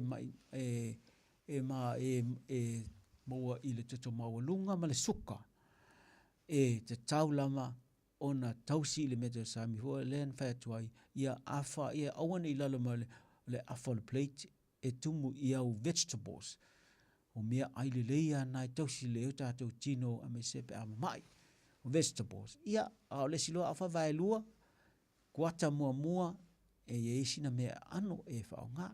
Ko le alawa le mea ano moa ai le alan tausi le mea ano leo tātou masani o le tala po le whai. La e maua ne vai tau, a whai e tangofia le leisa whai titia. Pateta whai titia langa tele vave tena o vanga na il suka. Ia masina me le leilo e mole le me tau samia masani le na fiafi. Ai manatua, ia o whaatasi ama le exercise e talawhea ngai. A o lau malau malo lo la ia sa uma a wane i ngalo ia lava lau malo lo ia sa uma i le po ina e langa i le utu e malo silu fatu pe a whao nau mou o tu langa le fatu valu tu la 50 le valu tu la e talawhea ngai e mole moe a tātou pe a whaio e fia mou le malo lo ina leo lo tino ia la whaisina malo longa tātou te teliu mai ai sauni mai sau fasili o lea lava tau no i le whama i leo le ischemic heart disease te le lor fa Samoa te le a matalo e ta ua fa uia le pe fa fo se le fatu ona u poloka la toto la toto la itia la toto fa o la ina le fatu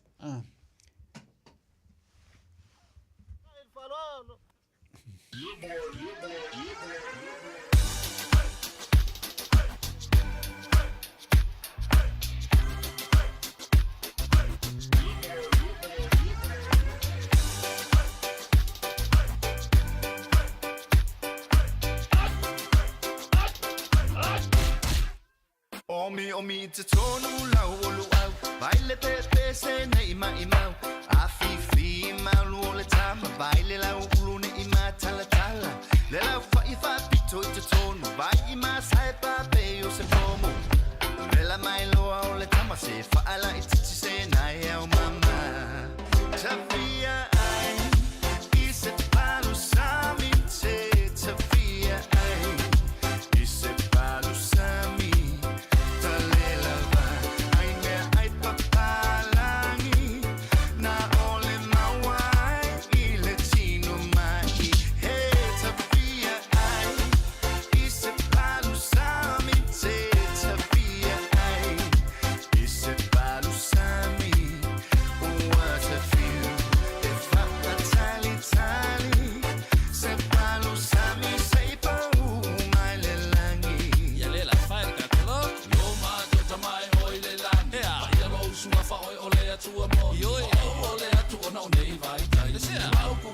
ese papala ole masangi ai usio kwale masangi sangi se kila vole no lola ato ole na ona tu fo ya le na se fa fe aku ile mekto luau ulo pe luau pipi e pule lava o ina skyli luau mamo e file mu poco sel si usi unge ike i o feu ele ayo se masa lo salo le palo se mi lava inga ile kalo o se ki ole mea ato waka angulu fo i male Samoa Tafia ai I se palu sami te Tafia ai I se palu sami what a few if I tali se palu sami sei pa mai le langi la perfeita ka koloko o to e ole atu I lo utama si o watu luku pele o Samoa wala ko mama ma I utana ai la au ale au sai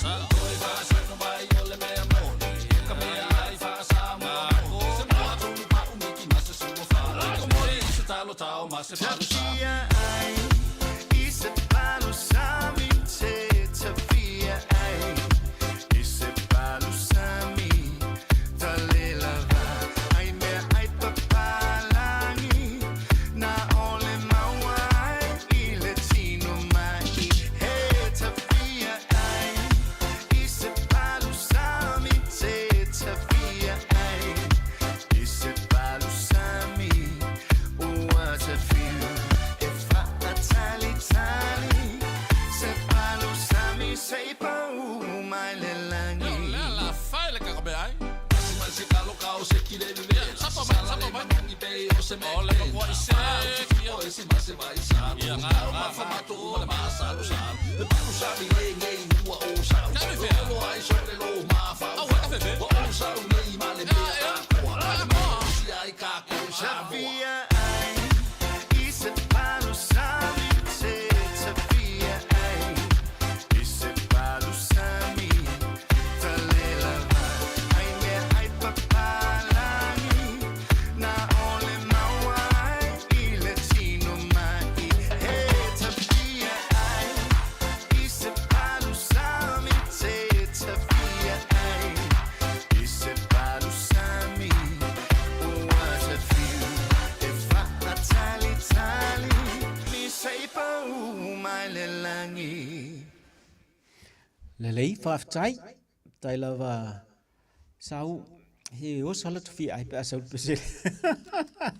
Whaftai leang ol pal sami esele au ngā e esele nutritious ole. Ole mele tau te manatu mama iai. Ai tasle nei laula au maa nei au tatu masani ai.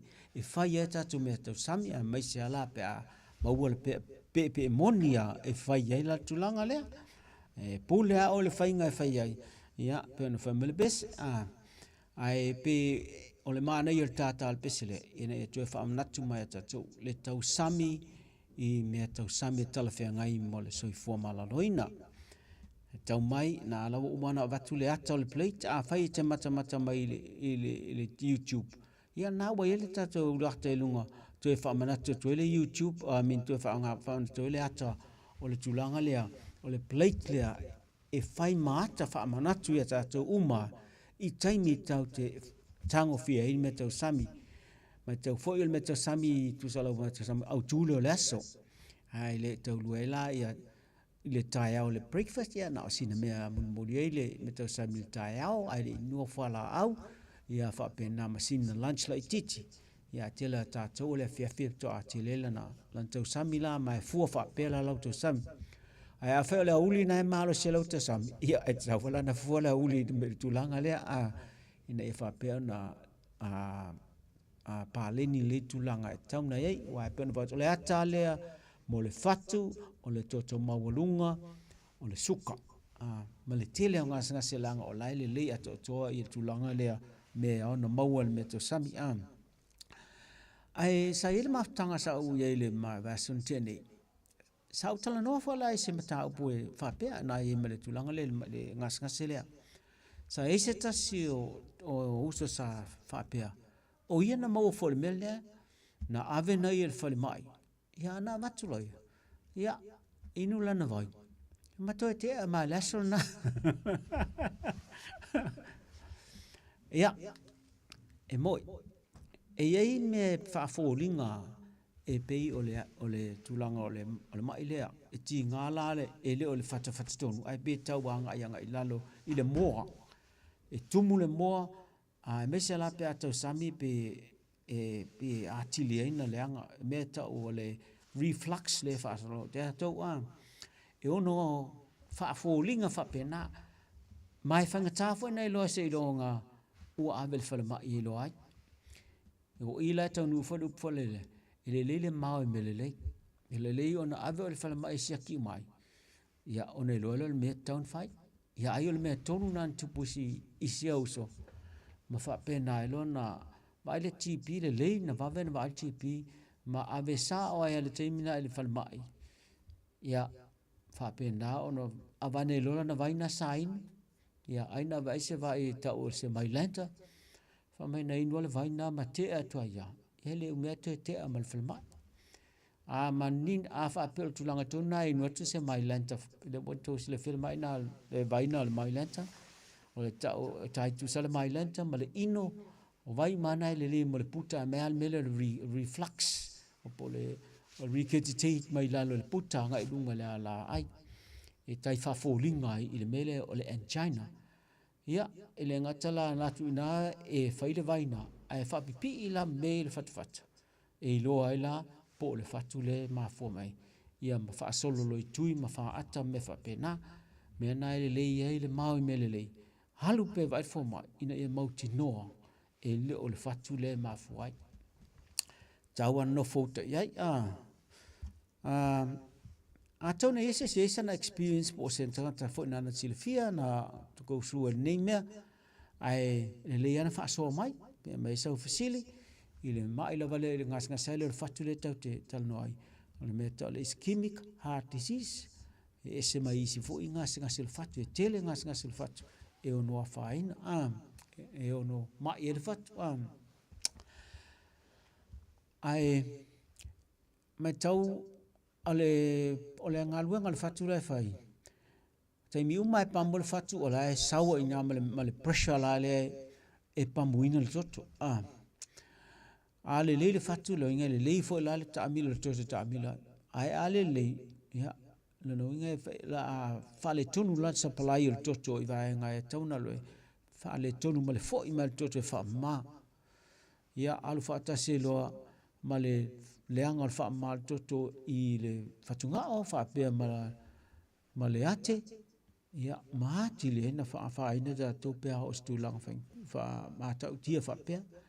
E taulana na tautua nā mata tausi i le healthy lifestyle le tau mwhai atua iai mea tau sami i le lei ato atua pia na whautua atuai. Ia whaatu langa le lau tā sami i le tai ao a ule fiafi ne whaapea ona e fuata tau mea tau sami le aso a whaapea fu e oe whai ia whaataunga le lei anga whai le lisio o mea whaatau. Ina ia awana ona whaatau fo isi mea. Hai whaatau ana mea lisi e fua i fofanga lau fofanga lau e mo whaatinu ina o mea tau sami. Ia ona o mai lola i le whale ma whaatinu ai e kuka me whapena. Hai te tau ala ona i whamasau exercise.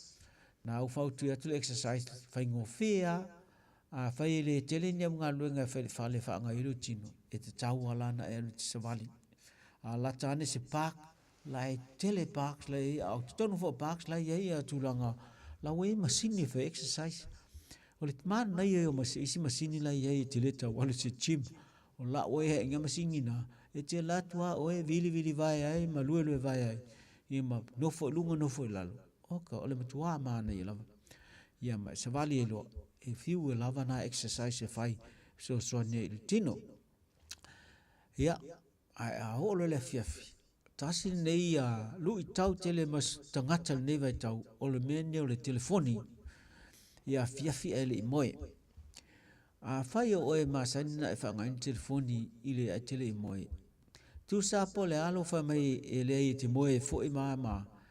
O lona leanga o le mene o le telefoni, langa o le malama lanu moana lai tonu. E na te whaititia mo le protini whapitoa e to le hormone i te tonu le whai ai e le leielo moe a whai la e tele lau wa ai lau whaanga me na e tele o conscious ai e tele o manatu ai de meo o le malama moana na sa o le blue light e sau whaatasi ma le white nga ia mauru fieta tō mata ia na whaina la ia langa ifes o le mata o le whai eifo na o mantuai le sifesilia nafi mo me whaanga le afo le tisa wha mai po le le pito la le vanga pito la tama i te whafo le whai ai ia le mata me la na e aluatu lo le light lan moana i tau mata e o atua i tonu whai ai le me la ia polo tin whapito i e tauna tele le teimina moro moe ai aluatu la tamale ia whapenala ona tā fiofi lalo le au ngā le hormone. Ia, ma lele lau moe, a hapea o ele loa, la e moe motu, e le o maua le moe ato atua e tauna iai, ina ia whapea ona toe whaafo wina lilo whai ai, mo le sauni atu le siasa. Wa al mea lawe tauna mautinoa, e te ala loa, ia, e le toe malo lolo whai ai, tu salama po le atu loa, e la ai, e te nofonofo ala venga i lo whai ai, i mea umai te tonu i te leilo atu. Mea na tāua te leilo moe le po, ina e tā puni o mata, ma i le iloa ma se mea ai se i wha, se i alau le mama, le whai ai, e wha pia ona tu e wha fau mea taunu wha fau. Mea na e tāua te le tulanga le moe, ia ole nofo atamala iai. Taunu e inisi o la inu o la tau whala au, i le fatu ma tau whala o nisi o tātou ia e mau le ngofi le ngasile o le scheme gatis e masani to feiro feo i male pambu e le mole tamai pambu la titi e fanga i lalo le lau le pambu na tau ana e feo i moi awai mia le tfalongo tau tinga le fatu pe o me aunga tau falonga e na le tu al fanga pambu ya fai le fatu lunga na fai tuai ma to telefona tau o lai no hoi fala au fa manifestoto e na ia au ina ia fa titi al mele no fa to e no le to ngo fi le fatu ona o fa le tonu fatu e tau fala na inu pe na fa tu ina la bai fatu lunga o nisi foi lo in mai o te fo lo in fa tasi foi male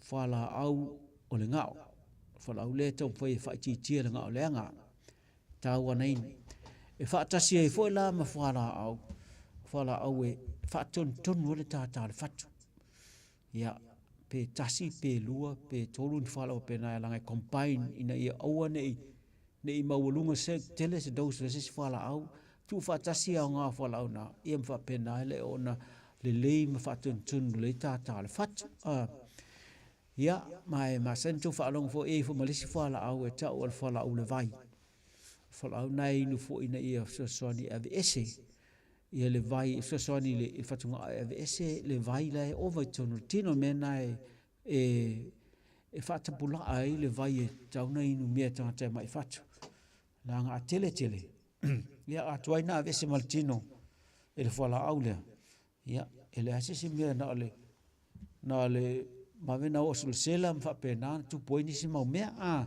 tau tua nau fala au inu pe ona fa tonuina o le fa mala fai au watu o fa potu tu le fai nga o si le tula nan fai ngofie ona inu fa tasiele te me tawai ai taimi ale le ona e fa tal nor fo mai te me e vai al fo mai e ona ave ese si fala au tasi e ma fa tala tia o le taimi te tau nei we ese me fala nei fa tasi ia lo welta so se facili ia sa no alofa ia sa no ia lo so ia se kai kere me si loka mo si po mai Samoa san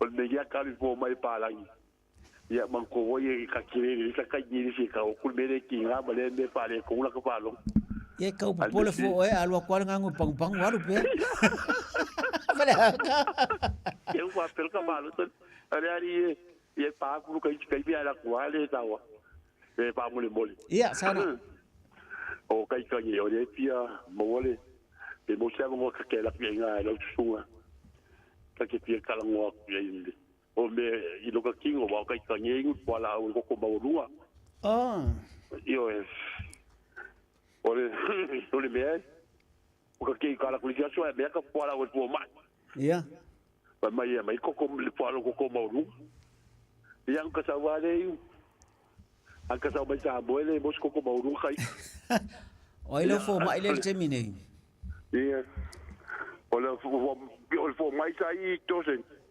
i stamaki o ko inga ya rose wa di kaya ko inga la ko wat ko mo ko sa ko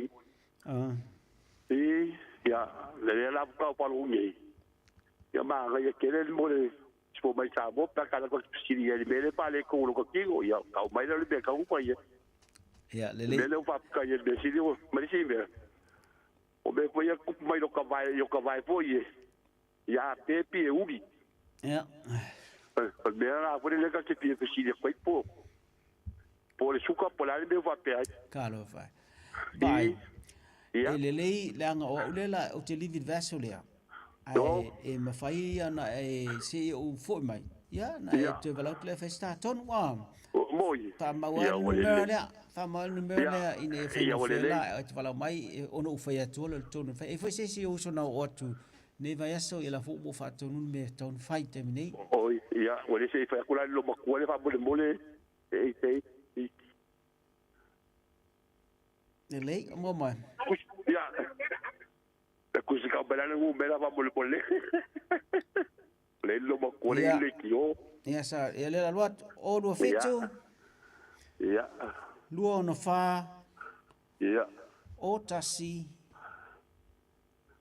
Ia. Tolu fitu. Ia, kai kere Mena la na mai vala la o te whenga lunga whenga whe langa o te livi vasile ia na Ia. informate festa to tala Ele mole le ke le pa ke kere la va mo so so mai. Ia bangia la malolonga por la va ya so la. Ia, kasi le mo ela malolonga. Ia, o paso i por po. Ia, so fua manuia foi malolonga le fiafi. Ia, o te talitono na o le fautuanga lava ia tu atu o tafa. Na valuvalusia o ale fau o le fai unga lava fai o pe lava le urutala o tatou fo balpoklame o lo so fo maloloina o lo o iu lava au mai te tau lava o na fai fainga uma pe na fautuina a wale anga i lumor so fuanga wai le talno ase si mai le pule fo ise si nei so fo lo na o le tatou li sila fia me uma ai te tau wa ona tau se leo tino wa o le malu le li pe ona ye le tusi tau an tau si a so i fu le lei ina e wa fia e o te ton lava fia a fio le tu i te ton tino e malolo ina lei ia au te ton na wa mo tatu taimi ai fa malu te ba fa we se sala ne fiafi ia ai matua tina te tonu la te Moses ia no tatu filo e foi te liu moi fai manga malolonga ai manuia ia malolonga la fiafi fa manuia le tua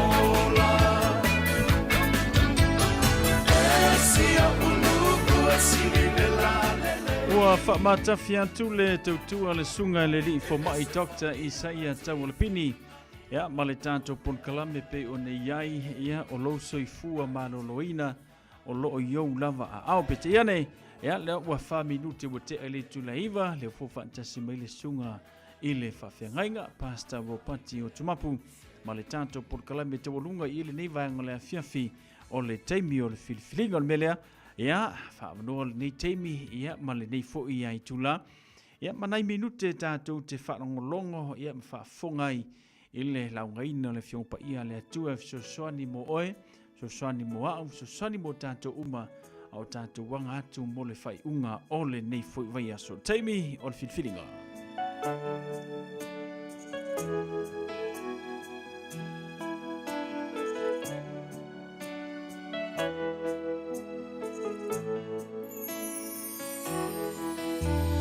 lead our nation unto you. Lord, let your glory fill this land.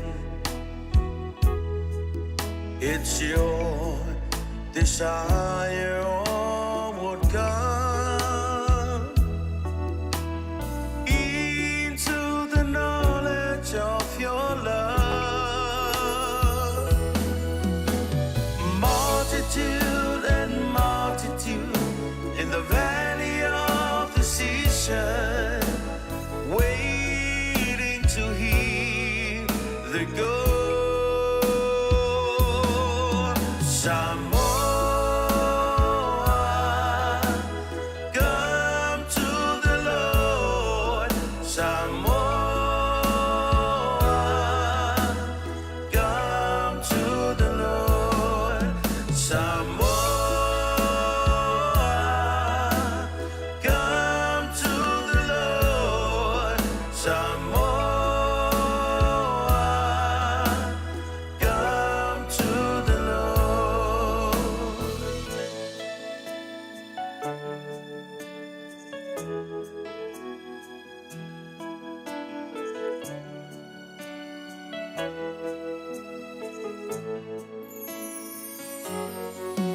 O amato, si atu lele atu nu.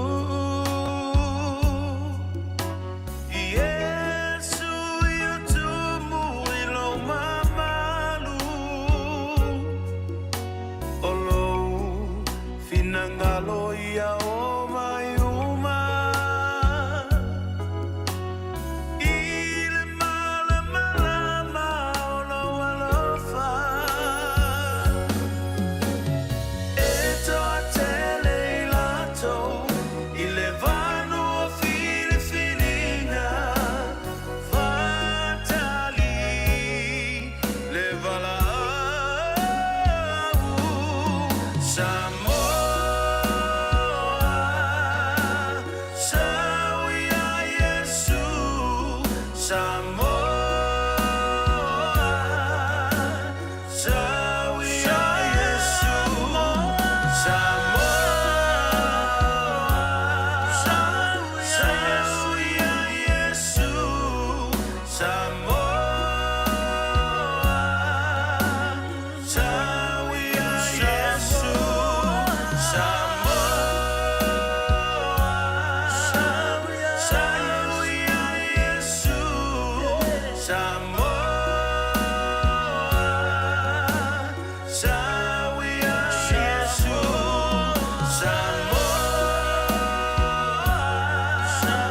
sawia Yesu.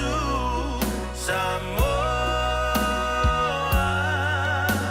sawia Yesu.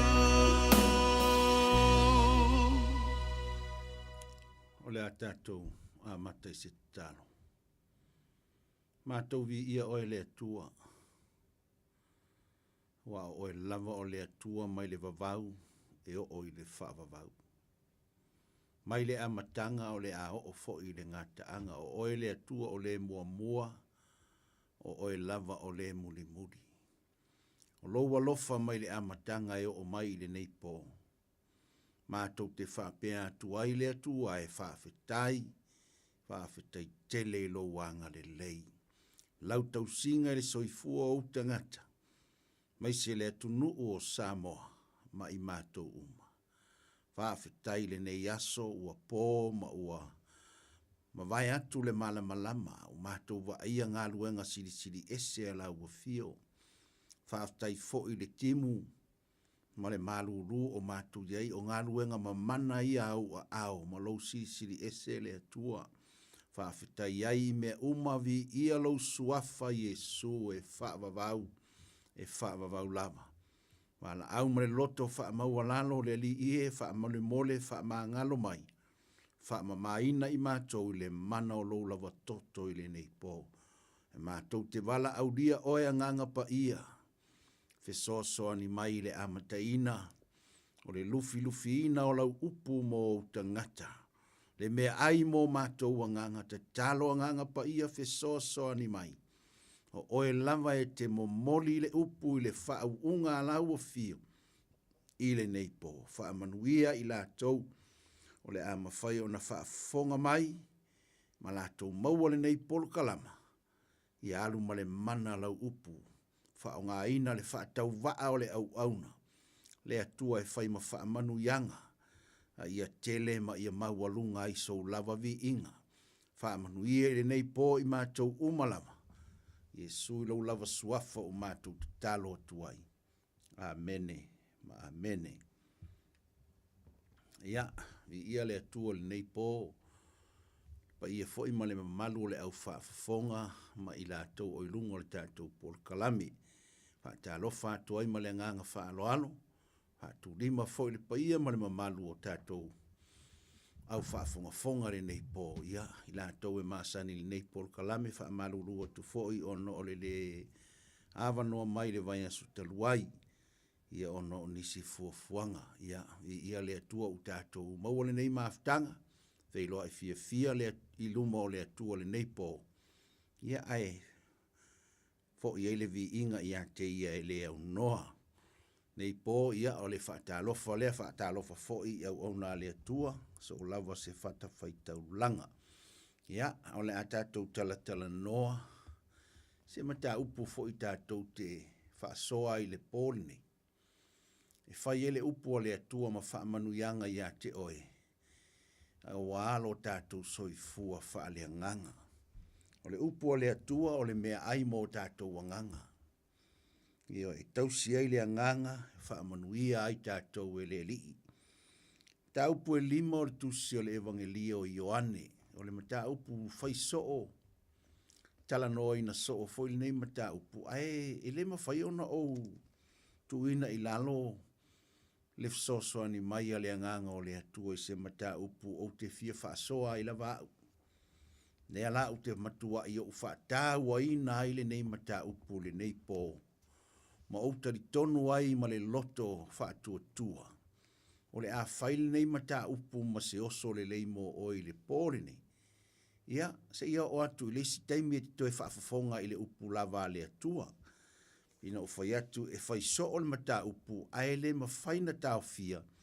Leanga o le upu o le atua po le tuspa ia. E tātou te whaatanga ina le ngalue mai o le nganga o le ri. A wā a fio mailo nā nganga pa ia i tutonu ia i tātou o na ma whai lea. O na tātou launga ina ma tala noa ina lana upu. Ai mo moli elo nā nganga ia ai ma fina ngalo.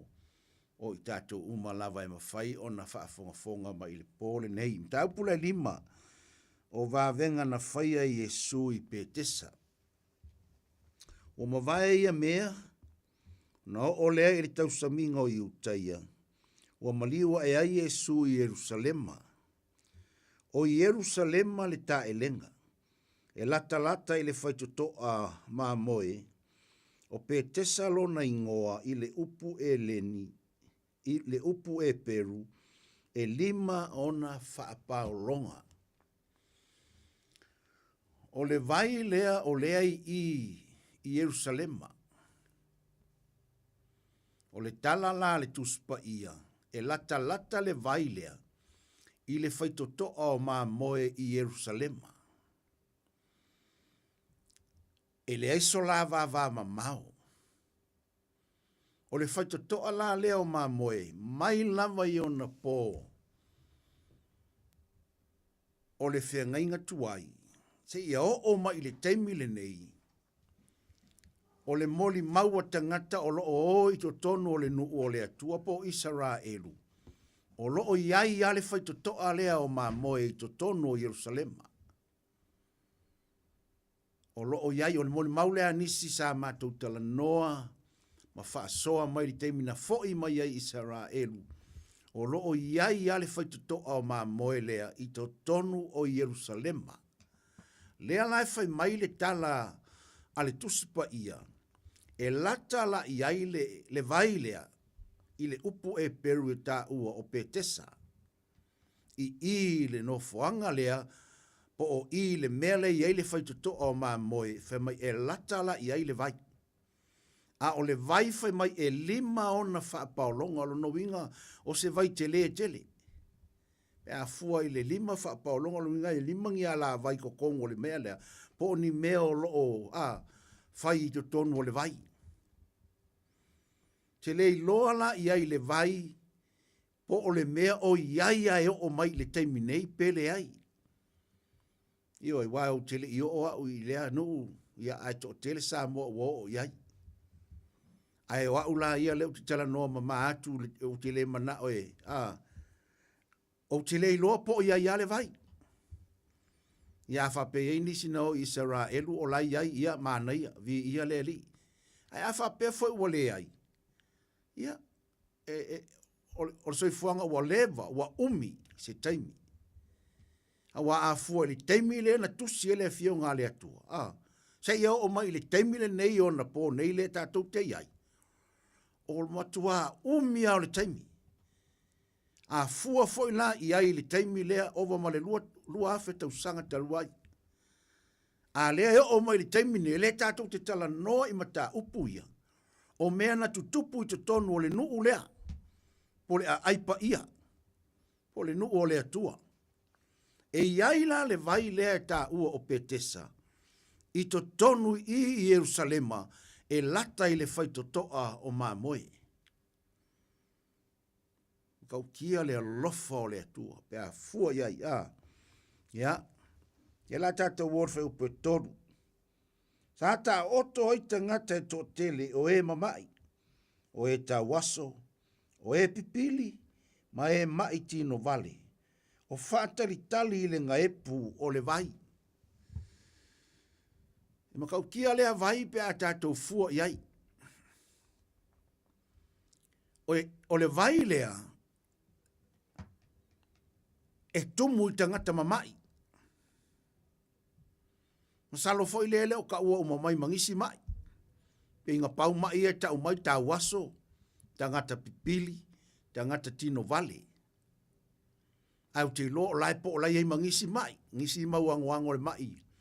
O lai ei ai le o ta ua maia. Nanga afa makala umamai longo inga ele ofir kuspa ia le. Longo inga ele mwhingako uoma si ir kuspa ia. O ale tala le ale fionga le atua. Ele o kusia uma mea ie kukupu. Ma mea ia ngā ele kaimi ngā kusi ele upu o le atua ma le fionga le atua. Ele o kusi uma.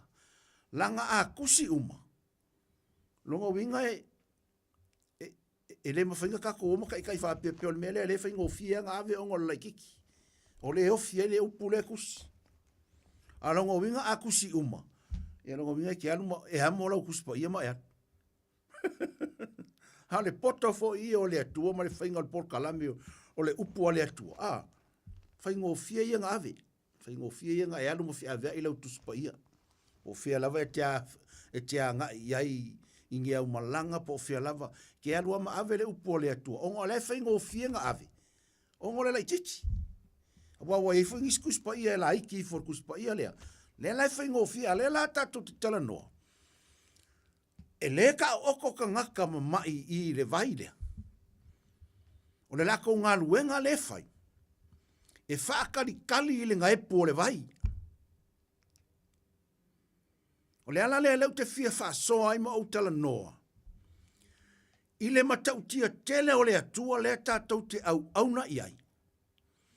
Awa o le vai ua ngā o se vai. Kai piwha o kā kouwai kā eli Samoa. Kai kofuale ngu uma le vai tā eli. A o le vai la lea, e ese le vai lea, mai vai umai to tonu o Jerusalema, to tonu o Israelu. Ia male lalo langi atoa. Whai mai ore ngā luenga tangata mamai e whakari kali i. Se inga epu le vai. O ngā whako a kali leo le manga o ngā tangata ia. Fua la tātou iai, le pa ia o le au whaafonga le pōle nei. Ele o tau mai ele fionga le atua. Pe whaafianga saure angeru. Paua le mea le tau mai la u whaitau. E whaatalitali le sau o le angelu. E nga epu le vai. Ai leo fai mai tus pa ia. Pe whaafia nga sau le angelu. I le kausanga. Po le vai aso. Po le masinga. E leo tau maia. E oi. Pau ale mea le maka ukia i. E sau le angelu. E nga epu le vai. Dongo winga e sau le angelu. Sa veu le vai pe a fua iai. Le upu leo nga epu. Wa le upu palangi nga iai. Nga ke mala malama o le stir. O le sa eu. Sa veu le a. Nga epu le vai. Longa winga o le. A sau le angelu longa winga makua i. O le ngalua ngale angelu e fai o lea. O le whanga e puinga o le vai. A nga e pura le angelu le vai. O le iei kanga ka whakarikari lungo le vai. O le matautia la o le tusi ma le fionga le atua. Pe a tātou mawhau whau le lei. Po le ale umi le ngofo i tangata e whataritari. Le sau o le angelu. Samoa ma le au whaafonga. E ese a pol kalama le atua, ese pol kalama le tangata. Ai sila foi ma e tangai, i le pol kalama le atua i le vai lea. E leo se tangata e sau e nga epu le vai, o le angelu e tuli mai ea, e nga epu le vai. Lono winga e liu tino tangata mai le angelu e sau ea, e nga epu le vai. O nga koe alu leo le angelu. Le la tatou te malama le lei le upu le atua. Whai mai e tao oto ai tau aso. E tao oto ai pipili. Ma tangata mai tino vale. Pela no whai atu e leo tau maa minga mai. E mau ki ngoa e kele ko ai ngā mai ese ese. Lai whakarikari le sau o le angelu. Ma ngai o lea mea.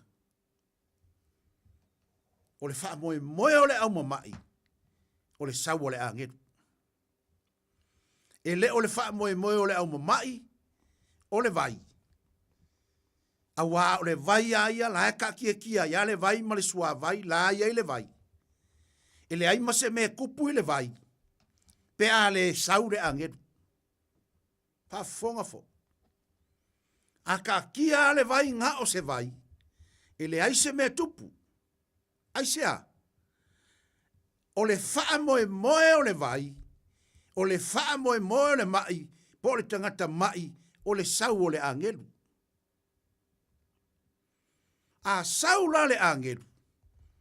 Ne ala tatou te malama. E sau e nga epu le vai. Le ala la fai tau fai upu e faa. Fa solo ma ngai atui. A wā a o. Iona aso e alu wifo ai le angelu i le ta elenga. Ma wha nga epu le vai. Ile o le ua mua. Mua ifo. Ina o nga epu o le vai. Ua malo lo ai o ia i le mai. Na mai ai o ia. Peila no fai atu. O le wha moe o tangata ma mai ei. E le wha moe i le vai. E wha moe i le angeru. O le sau la le angeru. E sau ma le mana o le atua. Toi wha fonga. O le sau o le angelu. A wa o le angelu o le aisonga mana. A sau le angelu le fa moe i le au mamai. E sau le angelu ma le mana o le atua. Le mana fa malolo. Antua le tala le tuspa ia o na fa lava foi ua tatou malolo ai. Le tala noa i fa lava o Yesu. A o ila i le vaile, petesa. O lea i le vai. O lea ta o toi le au mamai. Ai o le lato fa moenga. O le sau o le angelu. A sau lo la le angelu. E sau le angelu. Ma le mana o le atua e sau ma le angelu. E le whape saunga le angelu. A wā saunga le angelu e le a mai le mana o le atua, sau fo le angelu ia ngai pu le vai maka ele le angelu le vai. Ele se me kupu. Ai, e tupu se mea. Ina ua sau le angelu. O le ave fe au o le atua. To e sau e momoli mai ma le mana o le atua. I to tonu o le vai. Whafonga foi la. Fai mai o le tangata e mua i lalo o le vai. I le taimi o lenga e pu le vai. O na malo lole o le tangata lea. E makau kia funa le whainga o lea mea. Pe a tātou fua iei. E le whape a saure a ngelu. Halo uma le solo a mai lalo malo lo uma. Le ai. Whafonga foi le tala. Fai mai o le mua. E se le poto le atua ila na pol kalama. Ma sani o tātou le upu foi le. First come, first serve. E ma whainka ko whai anu upu ngā, o ka haka e mua mai, o i are ngā e mua. Au ka koula Samoa, i le aila e le mauale mea ngā. Ka kou e le whai le mua, e whai le masangi. I loi ke a mene mai lau tala le whai atu. Po le alo usu po ia pia i ofisala ia pia. Ai a whai e aluaku le tangata masani i tangata le ala awhea ngai makangaka ia ngau supo. E wha mua ale kangaka masangi. Whako a whai e kangaka ngau supo mai. Sa moa nga. Ka koun nga. E le whai se mua. E whai le leio le lua vāma kangaka le kongo le ofisa. A whapea e kiaru le immigration. O le ale kumu le kiu. O le alo mua nga e usu le ongo le vaveao. Ai ko a laku ali si tangata sa vali a ko ale karu se fulu. Alu wako a whailanga maka upu. Ka kamasangi le ukalungo ai. Laku a whailanga maka upu ko e sau ko e alu. Ala lava e ono sa ia tangata na o atu le kiu o e nga mua. Por kalamela nga ka kou Samoa. Mea ngai kupu ya ka kou wawa wa ia so o ngā mea. Ile whako a kupu. Ka ko whiola mai a kupu wale mea ngā. E o mai a ile asoringei. O kupu pea. E whai a ile masangi. E whai a ile masangi. Iyo. Lea kau kia wa aile mele ia kai minga i olea. Ole masangi ia. Ile se first come first serve. Ele se mua mai. Fai mua kanga mua. Ai va aina ka kom kau. Fai mai a lui fole a ngelu nga e pule vai. O le tangata mua ile kai me nga e pule vai. O le kanga e malolo. E se le fa le ma ngai o le polo kalama le atua. O ila le e maua ila le melea. Kanga mua. O ia le ngaya. E manguia. Mea lea tue whapenga. Whaianga e mua. Ia. E ke manguia. E a whaianga e wavealu. E whakarikari lungo le vai. Ke manguia. A lela tatu tala nole mata upu manai. E nga e pule vai. A saure a ngelu. Nga e pule vai. O le kangaka mua le kaime nga e pule vai. Malolo. No inga pe foringa mai. Nga ole kaimi ale nga e puere a ngeru le vai. E malo lor ka nga kai palasi la lor kaimi le. E umalo nga e umalo nga e puere vai. Le se mana. Aisia. A foi lang ole tio le wa umanga fai ale a ngelu ma ka nga ka ngei. Fa kasi mo le atua. Or ka nga ka mua le kaimi nga e puere vai. Ka nga e malo lo. Longo inga a fai ki koe punga aku kongo le vai wa pere ngai po le vai. Le aila ki koe saua ki a fai inga e punga aku o oir kawasu. E ki koe kango me alau sau lunga ea ki le maloro. E se le maa ngai o porka lamea le atua e ese le winga o le fea le oso ma le upu manga ia le. Por kalame le atua, o le fea ia. Fea ia por kalama le atua.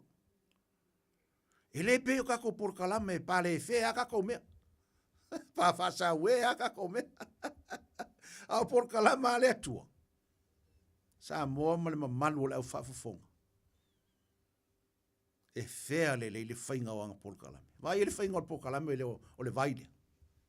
A luifo le angelu nga epu le vai, o le tangata e luifo le kaimile nga epu le vai, ka ngaka nga e malolo.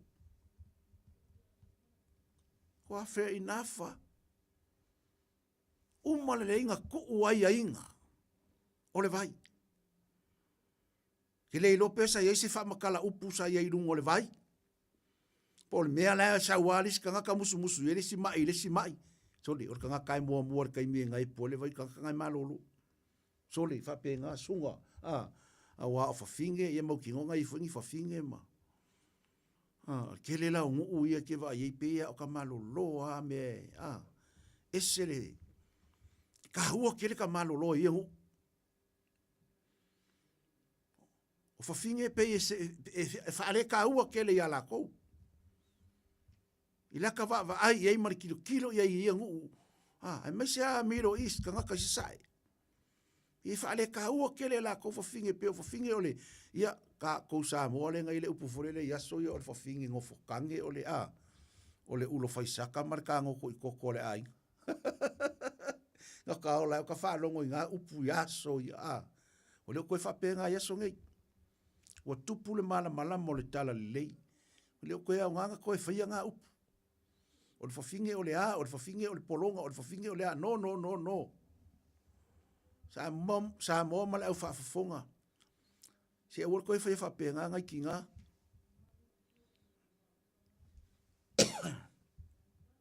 naitinana mali o fo Yesu a ole fiso so ani mo le tamale tina mo kingo fo la lungo le vai le ko mu kama ai vai fo ele fengo por kalame o fo ai me e fai ka waka ma e le fai ka fo fin ai o ke vole ngalu Yesu fo fanga tangata fai ka ka malolo e li mafe nga ka malolo anga fai ka li mafe o fe siri nga yengi fa finge mai mangi ka maki ele iro pe nga ye a fai fo nga ye ai fai ka u pe ango fo ya ta u tele le tu pale o tama ingu u ka ko vai foi loku yo loku mosalem kere vai alu se finge karo ma sai ngo kilo ke mi pasi aku la ka vale ka ape mai ka kalo ka mai ai man rasko ma le tele o me ai la ko manu ka kalo kere vai se fa finge nga o ka malo lo ai o ka kalo kere lo la pe le ko nga loku po le ko nga ka kongunga pe fa fe la nga fa finge lo nga fa le se la ko nga lu nga ka kalo e fa ma se la ko ba ka fa yoi fa le nga mo la ko ele lo la pe fa finga fa ele ko kusala maka ko e ka ua ka ua ki nga ka ko fa ke tia ai sia langa foi o kala kuspa ia tau te lau tu tai to tasi lumo no fofa masino o le atua e tatau ai tatou te tau i mena fai ele tino pe le lei pe le anga mana ia la na fa kerisiano e ta ua le tama ta ua le tina aisia langa e ku al kama moia e ku fo ile tina moia pila no foi atul polne tatou mata upule tatou tala no ile fainga o le pol kalame le atua ile fa malo longa o le vaile o le tangata e alu mua i to tonu le teimi nga epu fa fonga foi le upule o le teimi nga epu o le vai ele fa pe o le kaimi rui foi le angelu o le kaimi rui foi le angelu o langa ngaluenga e fai nga epu le vai a luifo la le angelu nga epu le vai o le tangata mua e luifo i lalo le kaime nga epu le vai ka ngaka nga e malolo tau tia le whainga o por kalama le atu I le whaia i se masani. I le whaia i se maualunga po se maualalo. Taualoa pe le taualoa. Tāua pe le tāua. Matua pe lai titi le ai. Me ngai whaia koe le tala mua mua, e se le whea o mea le atua.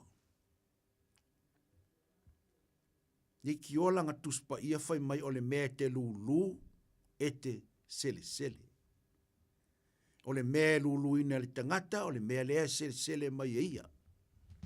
E le peila o le lalolangi. E alu wha sa pasui ka komea. Pe o ngā uwhai atu. O Samoa e le whai se first come, first serve. E whai a il masangi.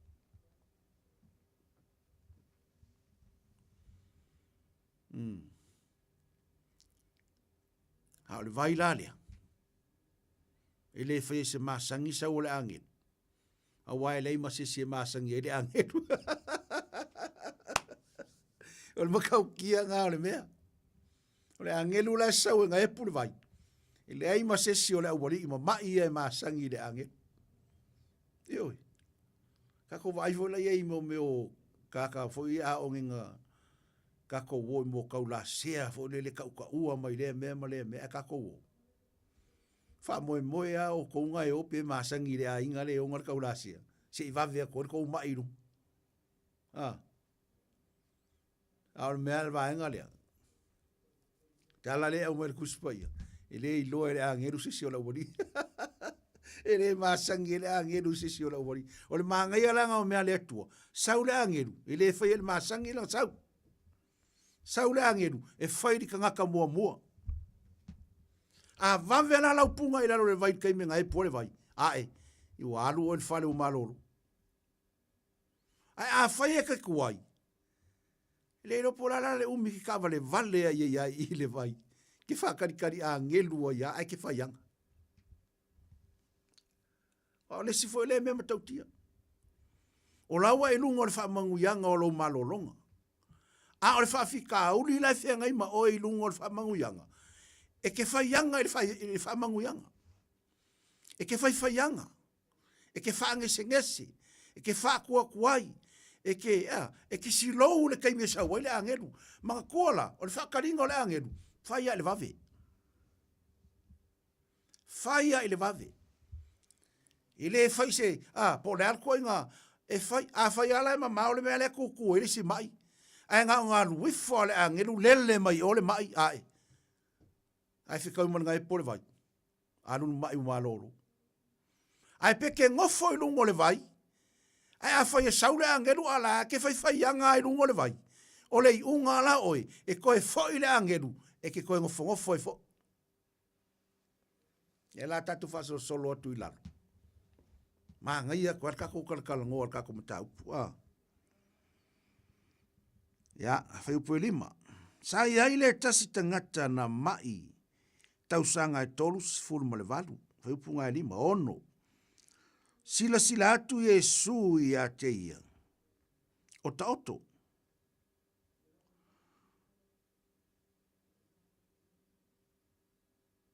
Wa sila fia. Foi ua loa ona i a te ia o le mai. Wa fetala i atu i a te ia. E te fia malolo. O le tuaso la lea. O le saule angetu. Pe o whakarikari e lau mama. Au a saule tangata e ona le mana le e masangi sauma le angetu. Ko e whafonga. O le aluifo le angelu le aso lea. Ai ua fio mai le tangata. E ana ia le mana le e masani na sauma le angelu. Ma mau ai le wha malo longa pe anga e pule vai. O le suafa o le tangata lea o Yesu le Nasareta. E saula Yesu, o lea ta oto ai lungo le vai, le tangata ua tolu se fulu ma le valu tausanga o mai. E le o manino mai I paua le mea le au mai tors fulu walu tau sanga o mai. I le whai upue ono. Sila fia atu Yesu ia te ia o ta oto. Wa sila fia foi ua loa ona ia te ia o le mai. Wa feta la iatu Yesu ia te ia e te fia malolo. Paule mea le whai mai. Ngoi loa Yesu wa lewanga mai. Ai le I loa po ua fia ni taimi o ngofo I lungo le vai. Paule mea le I loa tolus furu walu tausanga o ta oto I le mai. Ai le I loa pe fia ni tausanga o ta oto I lungo le vai e le o I loa mai. O sila fia la Yesu le tangata lea wa levanga mai kolu walu kausanga I leo skama I kaimi la kiki. Umi le taimi. Umi le tolus furu walu tausanga. Ai a fai pe fia ngai kausanga mangi aso o ka oko I le vai e whaakari kali se malo longa mor kaimi e sau ele angel.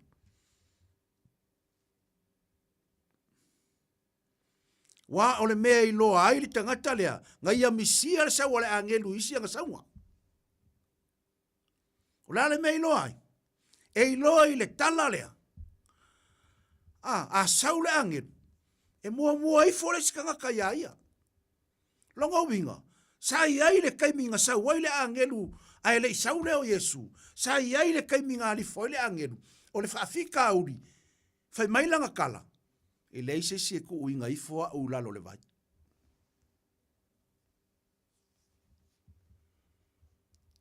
E tau mai I langa kala. E faa moe moe. Se isau si e ku uia I lalo. O lea e mai. O lea e uminga mai. Tolus furu walu tau sanga o mai. Al faafita auri. E ola faalango lango. Lale mei loa I lola faalango lango. Alanga kala. Fai mai, e le ise si e ku uinga I foa u lalo le vai. E faalango lango e faakarikari.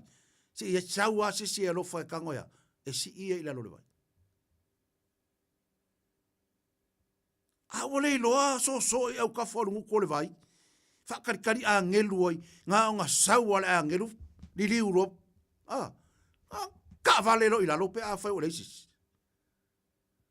E tā lo whai. O le kangaka lea ngā lei ngā alu Yesu le vai. O le tangata le tolsfur wal tausanga o mai ngā lei ngā alu Yesu le vai. Ua wha misi ere sau le angelu. Ai sau Yesu. Ka ofi ai Yesu le angelu le kaimi. Aia fio mai Yesu. Aisia, o lea iloa Yesu si ka ngaka lea. E whakarikali I se ku ua ia ilalo. Longo winga e whainga tāli tangata lea. Ngā alu aia, e le mwhai. Yesu la sila fia Yesu kako. La sila mai Yesu ka ngaka lea kalo whai e fia malo lo. Ai le se ku ua ia ilalo. Sau leo Yesu foi mai ai ke fia malolo. Vai fulai langa kari. E ese alfe sidi. Ese langa kari. Ia, fai upoe fitu. O tali atu ia te ia le na mai. Le li ie. Le ai lava se tangata na titu na ifo au I le taelenga. Pe anga e pule vai. Alu ifo au e mua ifo le tasi ia te au. Wai. E ngau whai atu. O Yesu si la fia tātou. Ngai lo le leia Yesu e rika ngaka le whakarikari rungo le vai. O langa ke manga o mia seisi tangata. Ngaki ku ua ia ilalo le vai. E le mawhai ngā alu. Le la wafio mo Yesu a wa o Yesu o le alofa. O le wha malo longa. O le anga le lei. O le atua wha maa ngalo. O le atua wha malo lo. O Yesu. Le la o sau Yesu fai ke fia malolo. E fai aku pe fia malolo e fai mai. E le se ku ua u lalo le vai. Hali liu lalo wha makalang. Ke le fia malolo. E le se a vea u lalo. Ai anga kipi a le pi a kipi le pi o ngolanga kala ai alu sao ai le a. E ke fia malolo i o ke fia malolo. Po ama saule i la ko. Ai fe ku Yesu ke fia malolo fe mai ele ai se ku ua ulalo. Pe a saule angelo ngai pule vai e ye kanga kai mua ya. La ua o wa malolo. Kale ma ngai o le kala sole. Pe se Tala Fou ya ka ika. Pe pula valu. Fe tala atu Yesu ya te ia. Na tu ia ilunga ave ia lo moenga. Ma ia e savadi. Na malo lo lea o le tangata. Wa ave lo na moenga. Ma ua savadi. Pingo fai ako le tangata le ngasau o Yesu i le tae lenga i petesa. Sila fia le leia Yesu oe, sila fia Yesu a. Po fia ke iai, ki o fai mai pe fofola so moenga i se ori o ke iai, pe whainge o apa au ke lele i kulu inga o le larolangi o ke iai, po fia ka ko ke iai, po fia e fai iai mea wha lafi, ma mea ngā tangata, le aise mea lilo le sila whanga le atua. E ali uma. Mai i le vai o le kalangoa inga o le e kumule au mamai lungo le vai, ma whaile lako mi linga pe a sau le angelu. Nongo inga ngā sau o le angelu, kori le via le au mamai. Ai kori aku le via le au mamai, ka lo whaenga le kangi a mongo whongofo i lungo le vai. Ai sea, e le aise se fiso soangi aia. Tasi le soi fuanga o tātou Samoa, le au whafo. E iei le tangata nga ke mga o mia oi. E iei le si tangata e mga o i ate oi lau sosani. Ai sea. I le, o ngei mea o le ola kokas. I le o se mea le lei. O ke le tangata e fia ola ku kokas. E ke iloa, e ke mga o mia le si tangata. Ngai loa Yesu e mga o mia le tangata le ase tangata. E loe la talanga kalia ia Yesu, fa ke fia malolo, e le aise se ku uinga au lalo. Bai. O tangata foila e o irungo le vai, o le au mai. E le manga o mia, le si mai aisa, e fia malolo uma mai. E langa sa o elo Yesu o fia mai i le vai, o le au mai le angeru le kaimi aya, aya fia mai le li o le ola. Sau lofa malo lofa mai lo kala Yesu va ele fengo sa nga Yesu nga fai ku ilunga avero moenga mai sabat ele i fai Yesu e malo lo i kai milea pa wale kala Yesu nga fai ka kalea ku ilunga amolo moenga savali lo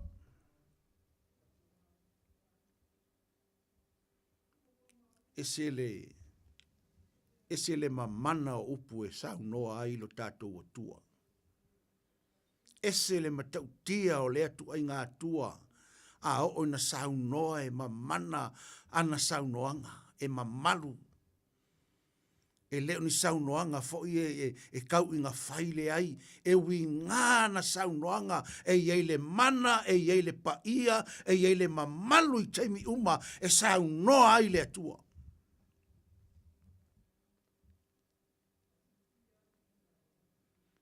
Le la o sau noa Yesu te ngata lea. Tu ilunga. Ave lo moenga. Mai sabati. O moenga ia tala noa ia Yesu a tele au tangata e wha malolo Yesu e wha iai. Ia kulai ma ave lo moenga. I leo ngi moenga fo ngai pio moenga i kau ke moi ka kou whare. E o e mawhai ngā anung whia mua isoro, i se mai e anung whia mua isoro se moe ngā la po. O se sinko pēd whapenga, le ai. O moe ngā lai tā ua i tangata i sa sae po tangata i sa la elu. Ngai moe ngā whai ngai peise, pe ngā o singa whala, singa i e whai le ka oko ai pe alu i mea. Eo. Mea ngā o moe ngā, o ngai mea la aikinga. Me fai ngō whienga carry, pe whi ave ai. E ala whai mai Yesu kūrunga. Avelo moenga. Mai sa vale. Ia tatou o le fai upu e. Le fai upu ngā iwa ngai fai mai ia le tangata le ona malo lolo, fai mai tuspa ia ona malo lole o le tangata ua avelo na moenga. Ma ua sa vadi. O le sa pati foi, le aso. Se fulu. O le mea lea ua fai mai ai utaia i le tangata na wha malo loina. O le sa pati le nei. E sa o na ave ai lo moenga. Ngai lo le leia Yesu o sa paki le fai ele mea lea. Sa paki le ngā lo Yesu lunga le vai. Ai sauri tangata mai molonga moenga wa malolo. Ai o mai ka ngaka ia iuka ia fai mai. O sa paki le aso ngai. E sa nga avelo moenga le sa paki. Ala ngai lo le leia Yesu o sa paki. E fai mai Yesu kulunga. Avelo moenga. Savari.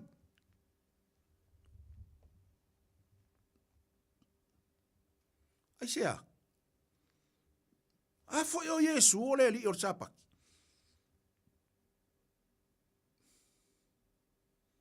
O le kalanga Yesu ngo fai. O a o le li o sa pati. O ai la siri o Yesu ma le aso. Pe a kako kukuru loko. E siri le aso. Pe siri Yesu e ana le aso. Ngai lo le leia Yesu o sa paki. E fe ma Yesu kuilunga. Alu. Savari.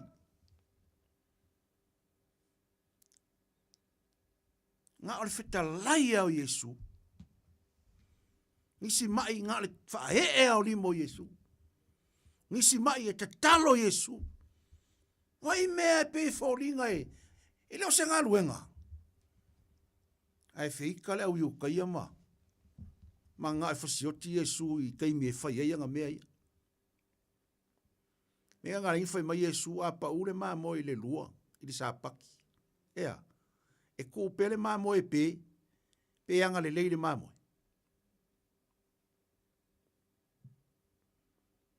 I le tau fia le anga le lei le asole. Sapati. I le kau fia. I le kau fia aisia. O mea vi i ai le suafo le atua. O mea le lei. E vi i ai Yesu. Langa le kala kuspa i le tuso Jakob. Ai se i loa le mea le lei e fai. Ai le fai a ole a. O le anga sala. Ai alua kua lai se kangaka o lai. Kinga inga mai se mea. Manga o mia se fesosoangi la sa paki. E ke alua e ke rea whele kangaka rea. Ai ar kala kuspa ia o se i lore me fai. Mea le lei e fai. Ai le fai. Kaunga la veai. Kaunga e alua la veai. Kangaka la manga o mia. Oe la manga o mia le fesosoangi. Pe ngo fai a koe ke manga o mia le sitangata. Le au soe ma le whanau o le atua. Se e o ia kiau. O ke le fia ola ko kasi. O ke manga o mia lisi. O ke manga o mia oe. I oe. O ke manga o mia sunga ia sau. E manga o mia foi e sau au. Le aso u whakau waa. Le aso u vai vai. Le ase mea manga o mia isa u sosuang. E manga o mia lisi. Whape ngā Yesu. Ngai loa Yesu. E manga o mia e te ngata mai lea. Tolu sifuru walu tau sanga mai. Nga ke manga o mia se tangata. Nga ke kuuia i lalo le vai le kaime sa wale angeru. Saulo Yesu. Ka hofi le angeru le kaime lea. Pe whape Yesu le angeru. Angeru. Ia. Faisa ukoma. Le lau sui. Le lau ole sui o le asorni. Aisea. O ngai sila fia Yesu e ri tangata le ilungo le vai. E manga o mia se si tangata. Ea. E atu tonu o lau ngā luenga. Te vai e kua la ngā pelu mai ali si tangata le whainga o ngā luenga a laike ka whao whao. Se alu sosoangi ai. E atu tonu le lotu. Ea. Ai sanga moia oi mai sanga ngofo a mai ka whao whao a. E pe sosoangi a kuri si tangata la ngā yoi mai. Whapena tu tonu o le nuu. Whapena tu tonu o le malo. So se mea. Ke manga o mia lesi. E manga o mia fo lesi tangata oi. Isia, o le winga na o tala leima le fina ngalo o le atua. Ea, tātou te ngalu lue whātasi. So se ka le sia ngalo lue whātasi. Se ka le sia malosi. So se ka le sia ngalo lue isi a ka whawhau isi. Tāro whai e ngalo lue. E mau alo la tau. Ai al tangata le ngalue. Ele se kau i o la mea la kau i pe ale se me whai. E o ale fo ai fe mai Yesu. E siri li kangaka ki kadia. Siri li mangui o kangaka e fo ai ngai lor kangaka ki kadia. Ai fo ai mai ia kiau. E le mangui au. E mangui o e le fo ai. Ai fo ai kala le leia le atua. E ke mangui e le kala le leia le atua. Sia, langa lai whaila unga luenga. Ale tala tuspa ia whai mai a le fia, a whai ke le nga lue le kaungai ai.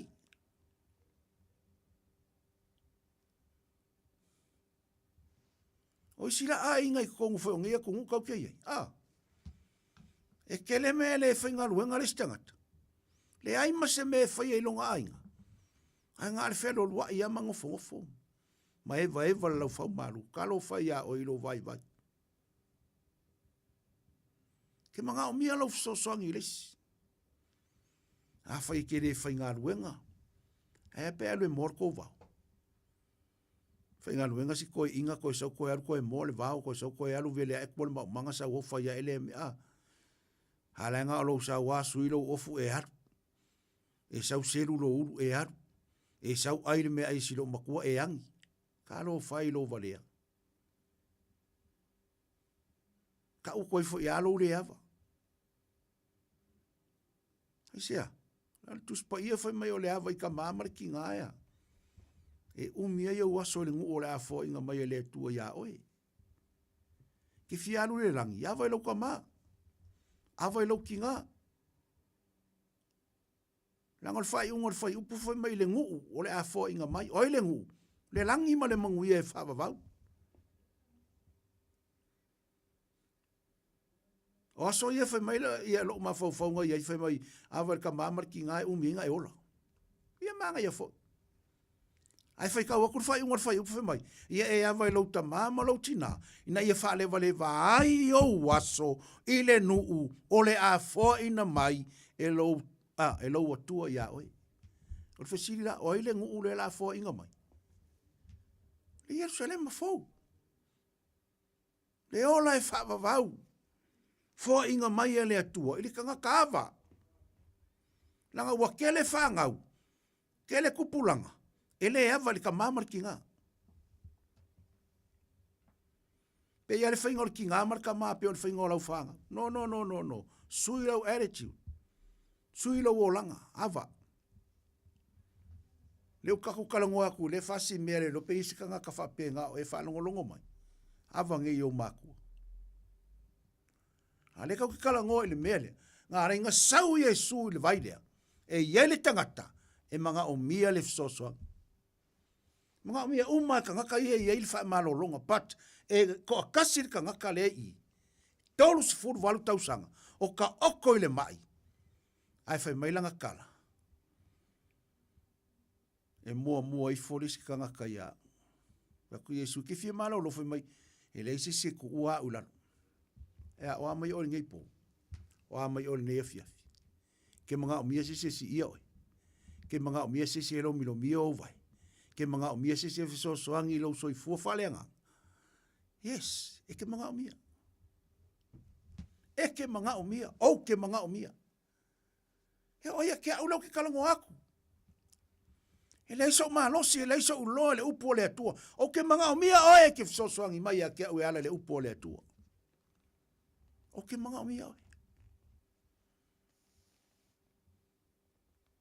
Ngā o se whatau waa na o se tangata vai le nei au auna. A o oe le tangata e, tele so sia o le upu o le atua ia oi. Ai fi manga ke sauka ke whaasoa sau. Numera fitu o Mason Avenue. Tai au matou fontatalo a Foleonu. Ia aso sale matou lotu aso fraile le au talavou a Foleonu. Aso sale lotu le tai au. Se fulu le tai au. A Fole iwa le au ngasa. Mai.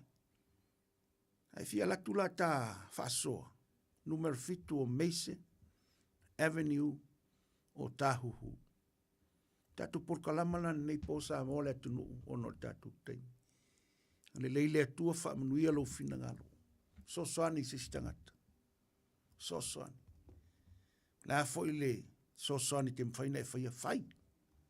Ioi. Whai foi o yes tangata o whaafafonga mai. Te mna o mia se so soani. I se tau mafa. Ioi. Wala au mai le telefoni le la tau. Olua tasi. Olua fitu. Fitu lua fa. Lima lua. Ai manao se so soani tau mea ai. Whaingo lako e waku sau. Kanga whalao maka. Sau pepa laisa. Ia, ke fia kau sami se tai o po soska mako. Ole me fo i mai ele li o nga. Pea fai e te mana o mia se fe so soani tulanga tau mea ai. E anga le leile atua e wha maoni.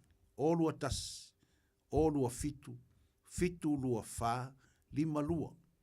Wala au atu ai, pea e mana o mia se fe so soani. Ai fia lua tu fo ile lotu, numero fitu Mason Avenue, ia, wala au atu telefonina. E maua iau. Ia, telefonina, e maua iau. Ia, ile tatu telefoni. O le taimina le tatu lotu, whaamanuia le atua Samoa. Ia, aso fo i vai maru puenga.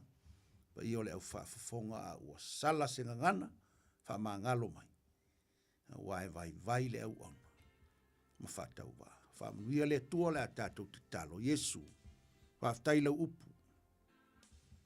Wa o oe o le malo longa, o oe mātou te mā ngalo ai. Nai wha malo lo le tangata mai tolus furu waru tausanga. O te ioe foi matari tonu le pole nei. Te wha malo lo foi se tangata o wha fonga mai lungo le nei pol kalama. O ai se tangata mai o wha longo mai. E sui lau suafa o te wala auai. Male wha tua, male taritonu. Te pai atu si tangata mai le pole nei, ma wha malolo ina Yesu, po le a lava le mai. Wha malolo i lau suafa, i le afiafi le nei. Wha mangalo le au nai vai e wha tau waa, a o le vi inga, fo i atu i a te oi. Wha manuia lau au nai a sau tiuti, wha manuia le nei leitio, wha manuia Samoa o wha fafonga mai, i a vi ia lau suafa. Fa pale oi le vi inga le atua nei. E o oi le whaavavau lava. Amene, ma amene. Ia, a mo le atu nupele, whaamnuia le atua. Ia, a to wha soifua.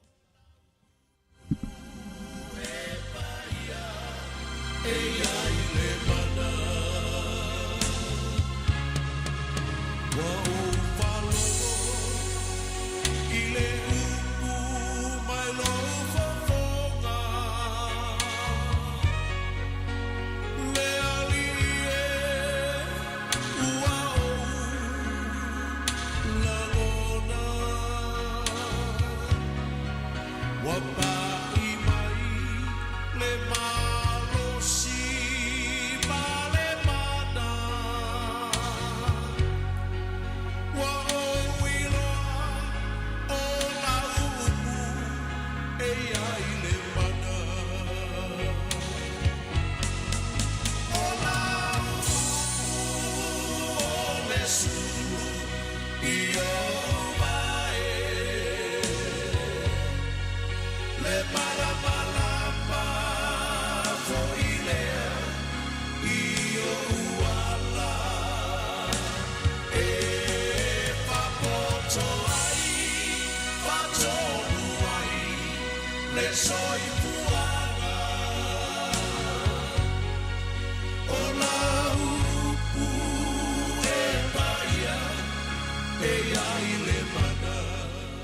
O 5 minute ua te al se fulu.